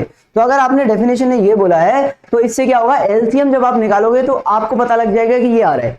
अब उससे ज्यादा तो नहीं आ सकता आंसर, जो एलसीएम आएगा ना आपका, जो भी मैं क्या बोल रहा हूं, मैं बोल रहा हूं कि जो एलसीएम आ रहा है आपका, उससे ज्यादा आंसर आ सकता है क्या, कभी नहीं आ सकता, उससे कम हो सकता है। तो उससे कम कोई भी जो मल्टीपल होते हैं वो देख लो, जैसे कि आपका पाई आ रहा है, तो पाई से छोटा नंबर आप पाई बाई 2 चेक करोगे, पाई बाई 2 के बाद आप पाई बाई 4 चेक करोगे, ठीक है ना। ये जो जो रेगुलर इंटरवल्स हैं उनमें आपको चेक करना है, जैसे पाई बाई 4 हो गया, पाई बाई 2 हो गया, आपका पाई हो गया, ठीक है, 3 पाई बाई 2 हो गया, 2 पाई हो गया, ये इंटरवल चेक करने हैं, क्लियर है बात, आगे समझ में, बस यही कहानी है और कुछ भी नहीं है। चलिए बात करते हैं इसके बारे में। अब जैसे ये है, इसका पीरियड निकालना है अपने को, इसका पीरियड कैसे निकालेंगे, तो यार cos x का पीरियड कितना होता है 2 पाई, और इसमें डिवाइड करोगे आप तो 2 पाई अपॉन यहाँ पे कितना हो जाएगा 2 इंटू 3 हो जाएगा, और इसका पीरियड कितना हो जाएगा, इसका हो जाएगा 2 पाई और इंटू 5/4 हो जाएगा ये यहाँ पे, ठीक है। ये इससे कैंसिल हो जाएगा, ये इससे इतने टाइम्स कैंसिल हो जाएगा, ये हो गया 3 पाई और ये हो गया आपका 5 पाई/2 आ गया, ठीक है। इसका जो भी एलसीएम आएगा वो आप निकाल लेना। एलसीएम कितना आएगा इसका, नीचे 1 आ जाएगा, ऊपर इन दोनों का एलसीएम कितना आता है 15, ठीक है, हो गया। कॉस ऑफ साइन, अब देखो इसमें ये सेकंड वाला देखो, आप सेकंड वाले में क्या हो जाएगा, सेकंड वाला question cos of sine x. अब आपने बोला कॉस ऑफ साइन एक्स है सर, तो कॉस ऑफ साइन एक्स में क्या होगा, अंदर वाले की चलेगी, ठीक है। अंदर वाले का पीरियड कितना होता है 2 पाई, अंदर वाले की चलेगी, ऐसे समझो आप, अंदर वाले की चलेगी, ठीक है। लेकिन ऑलवेज नोट अंदर वाले से आइडिया मिल जाएगा आपको, अंदर वाले से क्या मिल जाएगा आपको, अंदर वाले से आइडिया मिल जाएगा आपको। अंदर वाले का पीरियड निकाला आपने बोला 2 पाई आ रहा है, तो साइन एक्स का पीरियड कितना होता है, साइन एक्स का पीरियड 2 पाई होता है, तो आपने बोला 2 पाई आंसर होना चाहिए। फिर हमने बोला क्या 2 पाई आंसर होगा, 2 पाई से छोटा चेक कर लो, अब 2 पाई से छोटा चेक कर लो। तो आपने बोला सर x की जगह पर अगर मैं x प्लस पाई रखता हूं तो देखते हैं क्या आता है, तो cos ऑफ ये हो गया साइन पाई प्लस x हो गया ये। अब साइन 90 प्लस थीटा माइनस का साइन थीटा आता है, तो ये हो गया cos ऑफ माइनस का साइन x हो गया। अब cos तो नेगेटिव को खा जाता है, तो ये तो cos ऑफ साइन x हो गया, मतलब ये तो आपका f ऑफ x के इक्वल ही आ गया, यानी कि पाई आपका पीरियड हो सकता है। पाई बाई 2 रख के देखो आप, ठीक है, आप पाई बाई 2 पे चेक करो, पाई बाई 2 पे क्या हो रहा है, नॉट पाई बाई 2 पे नहीं बन रहा है, ठीक है, तो मतलब pi is the right answer. तो इसका आंसर कितना आ जाएगा, इसका आंसर आपका पाई आएगा, इसका कितना आंसर आएगा, पाई आंसर आएगा, जबकि वैसे कितना आ रहा था 2 पाई, क्लियर। अब इसको चेक करो आप, थर्ड वाले को चेक करते हैं। जैसे अब देखो थर्ड वाले को देखो आप, थर्ड वाला क्या है, अगर आप थर्ड वाले को चेक करोगे तो आपको और आइडिया लग जाएगा। जैसे कि f ऑफ x कितना दे रखा है यहाँ पे, साइन ऑफ cos x दे रखा है। अगर मैं cos x के पॉइंट से सोचूं तो इसका पीरियड 2 पाई मिल गया मुझे, लेकिन फिर मुझे चेक करना पड़ेगा क्या इसका आंसर कुछ और आ सकता है। तो मैंने x की जगह पर पाई प्लस एक्स रख के देखा, तो ये कितना हो जाएगा, sine of pi plus X कितना आएगा यहाँ पे, ये मेरे पास आएगा साइन ऑफ, और ये कितना आ जाएगा cos of pi plus x आ जाएगा, cos 180 प्लस थीटा, ठीक है ना। क्या होता है, माइनस का cos थीटा होता है, तो ये साइन ऑफ ये माइनस का cos x आएगा, पाई cos 180 प्लस थीटा माइनस का cos थीटा होता है कि नहीं होता, थर्ड क्वाड्रेंट है ना, तो कितना हो जाएगा, माइनस का साइन cos x आ जाएगा। तो ये थोड़ी ना इक्वल आया f ऑफ x के, तो इसका मतलब पीरियड इसका ये है ही नहीं, मतलब पीरियड क्या हो गया इसका 2 पाई हो गया। तो इसका आंसर 2 पाई आ रहा है, इसका आंसर देखो 2 पाई आ रहा है, और जबकि इससे ऊपर वाले का आंसर पाई आ रहा है। तो जो भी आपका एलसीएम के बाद आंसर आ रहा है, जो भी आपका एलसीएम के बाद आंसर आ रहा है, उससे एक नीचे वाली वैल्यू पे भी चेक कर लो कि कहीं ऐसा तो नहीं सेटिस्फाई कर रहा हो। फोर्थ वाला क्वेश्चन बहुत ही जबरदस्त है, ठीक है ना, ये भी देख लेते हैं। फोर्थ वाले क्वेश्चन में, फोर्थ वाले क्वेश्चन में क्या दिया हुआ है आपको, उसने बोला एफ ऑफ एक्स जो है आपका वो greatest integer of x plus greatest integer of 2x plus greatest integer of 3x and so on up to greatest integer of nx दिया हुआ है, माइनस का n+1 अपॉन 2x दिया हुआ है। यहाँ पे यही क्वेश्चन है ना, ठीक है। चलिए अब इसमें पीरियड निकालेंगे। अब उसके लिए मैं क्या कर सकता हूँ, ये जो n+1 अपॉन 2 है इसको मैं क्या लिख सकता हूँ बच्चों, ये जो n+1 अपॉन 2 है ये sum of the first n natural number होता है। यानी कि आपके पास जो f ऑफ x दिया हुआ है ना, वो आपके सामने greatest integer of x 2x plus 3x and so on up to nx, और माइनस का यहां पे आप लिख सकते हो इसको x plus 2x plus 3x up to nx। Yes और नो, आराम से चेक कर लो, कोई जल्दबाजी नहीं है, मुझे आराम से चेक करके बता दो आप मुझे ये होगा कि नहीं होगा। n+1 अपॉन 2 को आप 1 + 2 + 3 + 4 अप टू n लिख सकते हो, the sum of the first n natural number. Clear, ये आपका x हो गया, खत्म कहानी। क्लियर, अब आपने क्या किया, दोनों को क्लब कर लिया। लेकिन उससे पहले मुझे आपसे ये जानना पड़ेगा यहाँ पे कि x minus greatest integer of x जो होता है वो फ्रैक्शनल पार्ट ऑफ x होता है। क्लियर, तो इसका मतलब जो f ऑफ x दिया है उसको आप ऐसे लिख सकते हो क्या, greatest integer of x minus का x पहला ब्रैकेट, फिर plus greatest integer of 2x और यहाँ पर माइनस का 2x। फिर इसके बाद क्या लिख सकते हो आप, इसी तरह चलती जाएगी कहानी, और लास्ट में आप बोल सकते हो कि सर ये ग्रेटेस्ट इंटीजर ऑफ nx आ गया और माइनस का nx आ गया। क्लियर, इसको क्या लिख सकते हो आप, f of x is equal to minus का यहाँ पे कितना हो जाएगा आपका, ये हो जाएगा fractional part of x plus का ये आपका 2x का फ्रैक्शनल पार्ट हो जाएगा प्लस ये आपका 3x का फ्रैक्शनल पार्ट हो जाएगा and so on up to ये आपका nx का फ्रैक्शनल पार्ट हो जाएगा। क्लियर, अब इसका पीरियड निकालोगे तो इसका पीरियड आता है 1, इसका 1/2, इसका 1/3, इसका 1/4, इसका 1/n, और इन सब में अपने को लेना है एलसीएम। इन सब में क्या लेना है अपने को, एलसीएम। ऊपर वाले का एलसीएम, नीचे वाले का एचसीएफ, तो इसका एलसीएम जो आएगा वो 1 आएगा, तो 1 इज द फंडामेंटल पीरियड। ठीक है, बात आ गई समझ में। तो इसका जो पीरियड कितना आएगा, 1 आएगा। ऊपर वाले का एलसीएम, नीचे वाले का एचसीएफ, ऐसे ही लेते हैं ना रेशनल नंबर का। रेशनल नंबर का एलसीएम कैसे निकालते हैं, ऐसे ही तो निकालते हैं। ठीक है, next question, fx is equal to sin nx upon sin pi upon n has its period as a 4 pi, then find the integral value of n। आपको integral value of n find करना है, क्या आएगा। तो यार इसके बारे में अगर बच्चों मैं आपको बताऊं, integral value of n find करना है तो इसमें क्या हो जाएगा, आपके सामने f ऑफ x दिया हुआ है, यहाँ पर साइन ऑफ nx दिया हुआ है, यहाँ पर साइन ऑफ आपका x अपॉन n दिया हुआ है।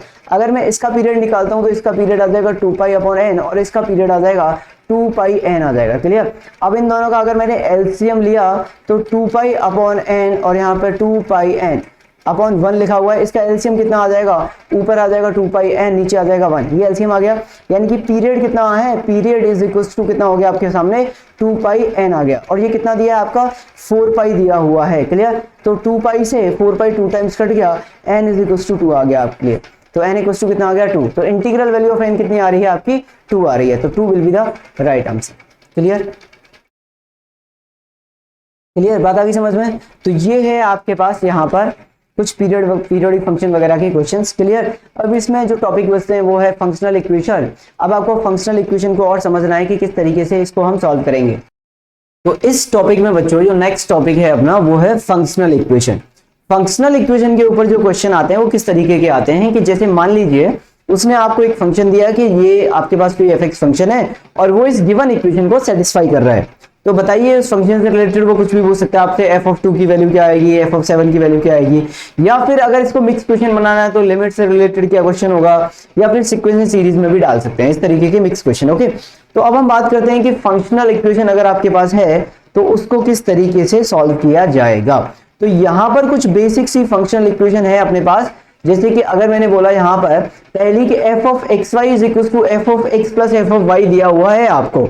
अगर आपके सामने क्या है f of x Y is equal to f of x plus f of y दिया है तो इसको क्या बोलते हैं बच्चों, fx is equal to k into ln x। k is any constant जिसको निकालने के लिए कोई इक्वेशन दी होगी, या फिर fx इक्वल टू 0। तो यहाँ पे जो इक्वेशन आती है वो क्या आती है, functional equation k into ln x, यानी कि इसको सेटिस्फाई करने वाला फंक्शन क्या होता है, log x होता है। अगर आपके सामने दूसरा इक्वेशन ऐसे दिया f of x Y is equal to f of x into f of y, तो f x is equal to x की पावर n आता है। अगर आपके सामने f of x plus y is equal to f of x into f of y दिया है, तो आपके लिए ये f x is equal to a की पावर एक्स जैसा कुछ आता है।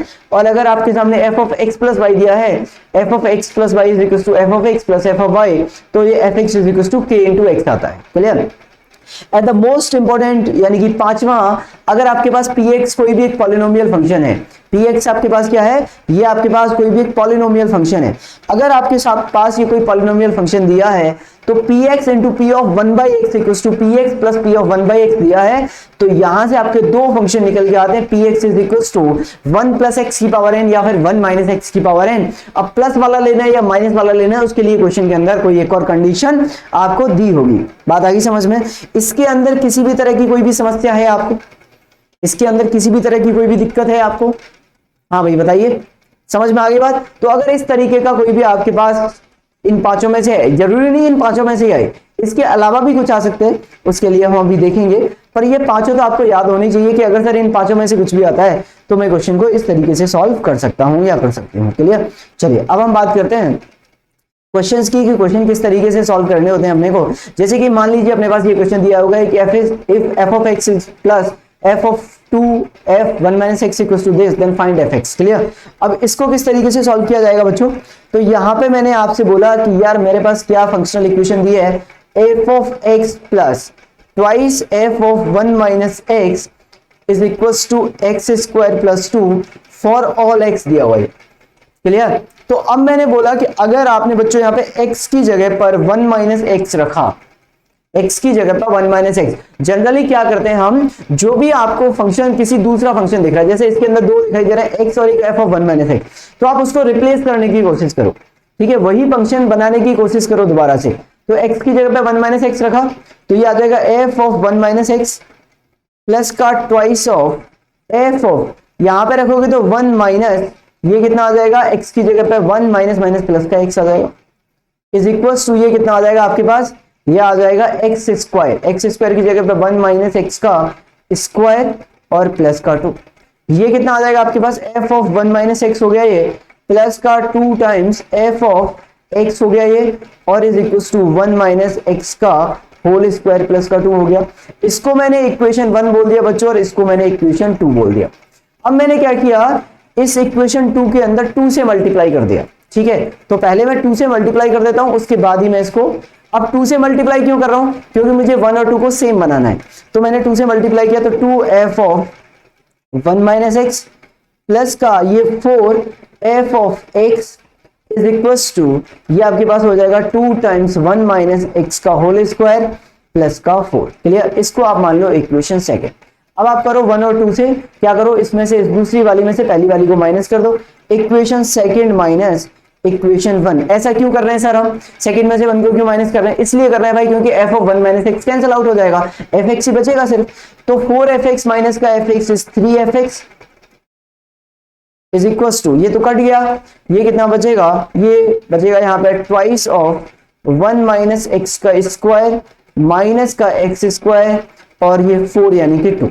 क्लियर? ऐसा बच जाएगा ये। इसको सिंपलीफाई करते हैं, ये आपके पास 3f ऑफ x आ गया इज इक्वल्स टू 2 टाइम्स, इसको लिख सकते हो 1 minus plus x square minus का 2x माइनस का एक्स स्क्वायर प्लस का 2। और जब बच्चों आप इसको सिंपलीफाई करोगे, तो सिंपलीफाई करने पर जो भी आंसर आएगा is the required answer. Now simplify कर लो भाई इसको, ये हो गया 3f of x is equals to, ये कितना हो जाएगा, 2x square is x square, ये माइनस का 4x, ये प्लस का 2 और ये प्लस का 2, ये 4 हो जाएगा।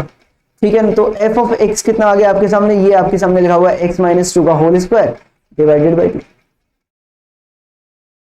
ठीक है? तो यही आपका आंसर है। बात आ गई समझ में? तो आप इस तरीके से क्वेश्चन को सॉल्व कर सकते हो। ये क्वेश्चन कई ये इस तरह के जो पार्ट है, ये वाला जो क्वेश्चन मैंने fx निकाला, ये आपको कई बहुत सारे चैप्टर्स में मिल सकता है, खासकर कैलकुलस के अंदर। क्लियर? तो इसका ध्यान रखिएगा। चलिए अब आगे की तरफ चलते हैं, नेक्स्ट क्वेश्चन की तरफ। जैसे कि अब जो दूसरा क्वेश्चन है वो इस तरीके का है, आपको f ऑफ एक्स स्क्वायर निकालना है। यहाँ पे अपने सामने दिया है 2f ऑफ एक्स स्क्वायर बच्चों, प्लस 3f ऑफ 1/x², और यहाँ पे दिया है x² - 1। अब ये तो इक्वेशन 1 हो गई। अब मुझे 1/x² बनाना है, तो मैं x² की जगह पे क्या रखता हूँ, 1/x² से रिप्लेस कर देता हूँ इसको। तो ये 2f ऑफ, यहाँ पे 1/x² आ जाएगा, और प्लस ये 3f ऑफ x² हो जाएगा, और यहाँ पे आ जाएगा बच्चों 1/x² - 1। क्लियर। अब आप सोच रहे होंगे सर ऐसा कर सकते हैं क्या? बिल्कुल कर सकते हैं, ठीक है ना, बिल्कुल कर सकते हैं। x 0 हो नहीं सकता तो 1/x² रखने में कोई दिक्कत नहीं, क्योंकि क्वेश्चन के अंदर उसने बोला x 0 हो ही नहीं सकता। ठीक है, ये कितना हो गया? आप इसको सिंप्लीफाई कर लो। आप सिंप्लीफाई कैसे करेंगे? इसके अंदर क्या करो, आप पहली इक्वेशन के अंदर 2 से मल्टीप्लाई कर दो, और इसके अंदर आप 3 से मल्टीप्लाई कर दो। ऐसा करने से f ऑफ 1/x² का कोफिशिएंट सेम हो जाएगा। तो ये इक्वेशन आ जाएगी आपके सामने 4f ऑफ x² आ जाएगी, और बच्चों प्लस यहाँ पर 6f ऑफ 1/x² आ जाएगा, और इज इक्वल टू 2, ये आ जाएगा x² - 1। और यहाँ पे कितना आ जाएगा? ये आ जाएगा आपके सामने यहाँ पे 9f ऑफ x², और प्लस ये आ जाएगा 6f ऑफ 1/x², और ये आ जाएगा बच्चों 3, और इसको बोल सकते हैं 1 - x² x²। क्लियर ना। अब इसमें से दूसरी वाली में से इसको माइनस कर दो आप, तो यहाँ पे कितना बचेगा? 5 ऑफ f ऑफ x² बचेगा, ये इससे कैंसिल आउट हो जाएगा, और इसमें से इसको माइनस करोगे तो ये 3 1 - x² अपॉन x² माइनस का 2 x² - 1 हो जाएगा। क्लियर।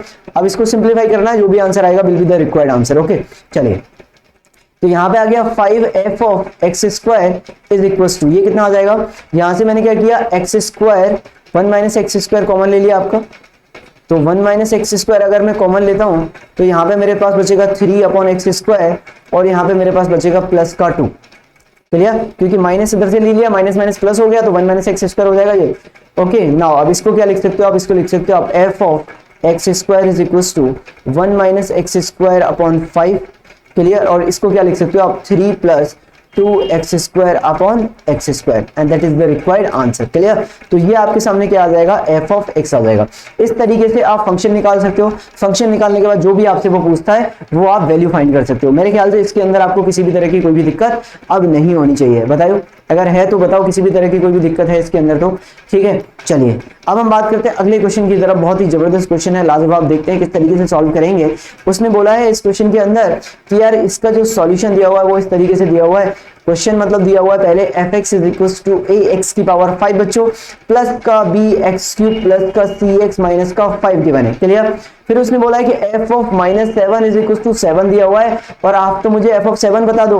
तो हमने बोला यार f ऑफ 7 आपको दिया हुआ है, बात समझ में आती है। अगर मैं x की जगह पे -x रख देता हूँ बच्चों, तो f ऑफ -x कितना आएगा मेरे पास? तो ये माइनस का ax5 आ जाएगा, ये माइनस का bx³ आ जाएगा, और ये माइनस का cx, और ये माइनस का 5 आ जाएगा। मैंने क्या किया, इन दोनों इक्वेशंस को आपस में ऐड कर दिया। इक्वेशन 1 थी और इक्वेशन 2 थी, दोनों को ऐड कर दिया।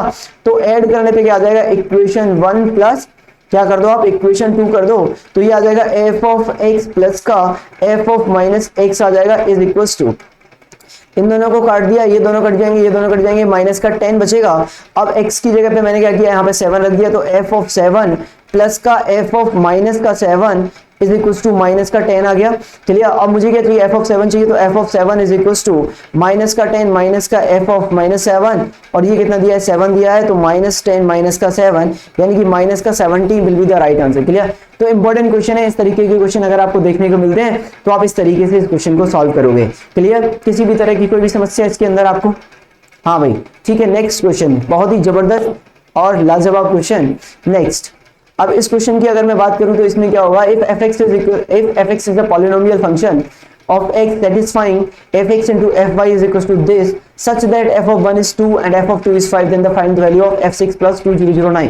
f6 की वैल्यू अगर आपको निकाल लिया आपने यहाँ से, अगर आपने f6 निकाल लिया, देखो अगर आपने f6 निकाल लिया तो फिर तो 2009 ऐड करना है। अब f6 कैसे निकालेंगे, इस इक्वेशन का यूज करके निकालेंगे। चलिए देखते हैं क्या यूज कर सकते हैं इसके अंदर।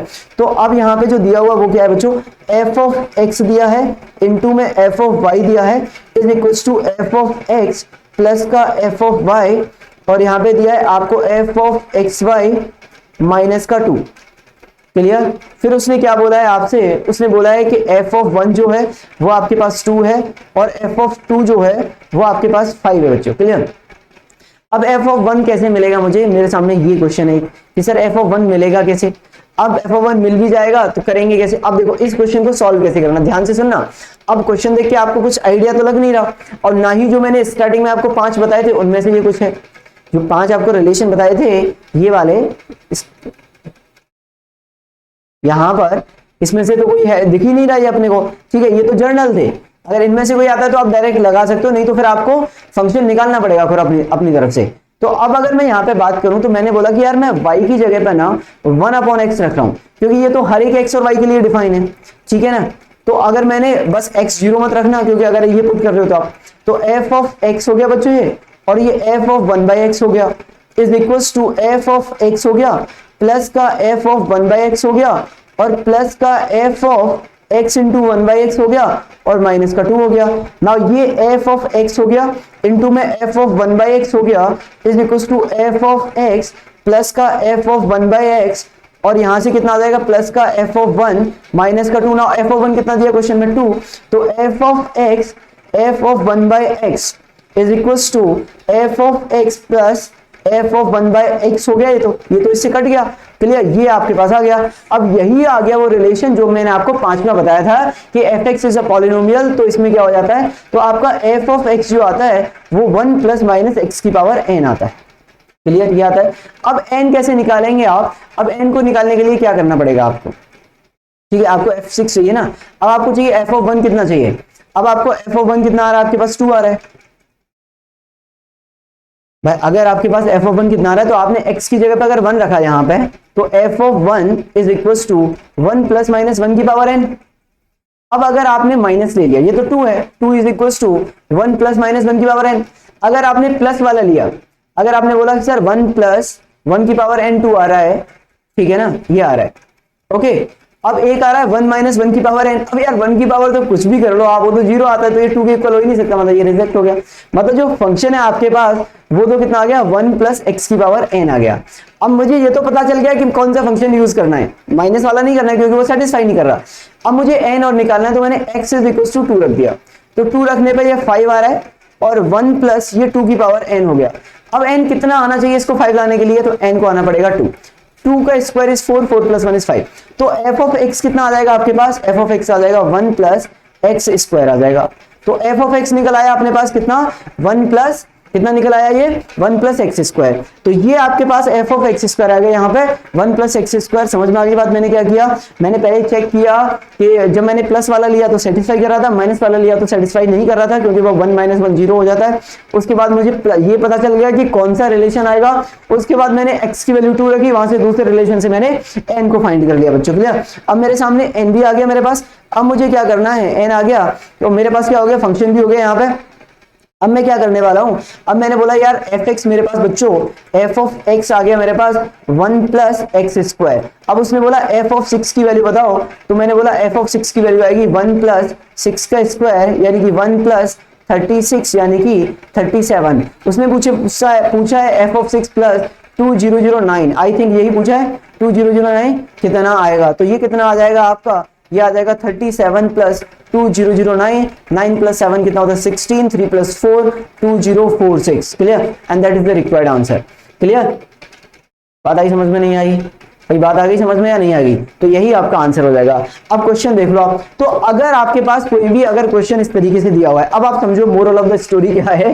मोरल ऑफ द स्टोरी है कि अगर आपके पास कोई भी फंक्शन दिया हुआ है, उसने बोला कि वो पॉलिनोमियल है और क्वेश्चन में आपको x इंटू वाई दिख रहा है फंक्शन के अंदर, तो सबसे पहले आप ये सोचो यार x y की जगह 1/x रखने पर कुछ मिलेगा क्या मुझे।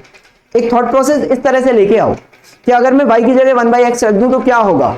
जैसे ही मुझे दिखा कि यहाँ पे x इंटू वाई है, तो मैंने सोचा अगर मैं y की जगह x रखता हूँ, एक स्टेप पहले ही सोच लिया मैंने, तो मुझे पता लग गया ये तो 1 आएगा और f ऑफ 1 कितना 2 दिया, 2 माइनस 2 यानी कि वही रिलेशन बन गया। तो ये जो मैंने राइट साइड में यहाँ पे आपके लिए ये जो किए हैं, ये जो स्क्रीन पे है, ये 4 स्टेप किए हैं, यहाँ से मैंने fx वाला रिलेशन बताया है, वो आप अपने दिमाग में पहले ही कर सकते हो। समझ रहे हो बात को, तो इस बात को ध्यान रखोगे क्वेश्चन सॉल्व हो जाएंगे। आई होप आपको समझ में आया होगा, एक अच्छा क्वेश्चन था। अब कहानी आती है आपकी कि सर इक्वल फंक्शन और आइडेंटिकल फंक्शंस क्या होते हैं। यार अगर मैं मोटी मोटी लैंग्वेज में बताऊं तो नीचे करके मैंने वैसे नोट करके भी लिखा हुआ है, वो फंक्शन जिनका ग्राफ सेम होता है वही इक्वल और आइडेंटिकल होते हैं। वो फंक्शन जिनका ग्राफ इक्वल होता है वही इक्वल या फिर आइडेंटिकल होते हैं। अगर इसको आप मैथमेटिकली समझो तो ऐसे समझ सकते हो, दो फंक्शन आपके इक्वल फंक्शन तभी कहलाएंगे जब उनका रेंज भी सेम होगा, उनका डोमेन भी सेम होगा। यानी कि पहले वाले का डोमेन इज इक्वल टू दूसरे वाले का डोमेन, पहले वाले का रेंज इज इक्वल टू दूसरे वाले का डोमेन, दूसरे वाले का रेंज, ठीक है। और एवरी एक्स पर, ईच एंड एवरी एक्स पर एफ एक्स और जी एक्स इक्वल आनी चाहिए। मतलब कहने का मतलब यही हो गया कि दोनों फंक्शंस का जो ग्राफ है वो सेम आना चाहिए, दोनों फंक्शंस का जो ग्राफ है वो एग्जैक्टली सेम आना चाहिए। वही आपके क्या कहलाते हैं, वही आपके इक्वल फंक्शंस कहलाते हैं, वही आपके इक्वल फंक्शंस कहलाते हैं। बात आ गई समझ में? ओके। और इसके ऊपर आपको डोमेन और रेंज निकालना पड़ेगा। ये एक छोटा सा टॉपिक था जो कि आपको बताना जरूरी था। क्लियर? अब आपका ये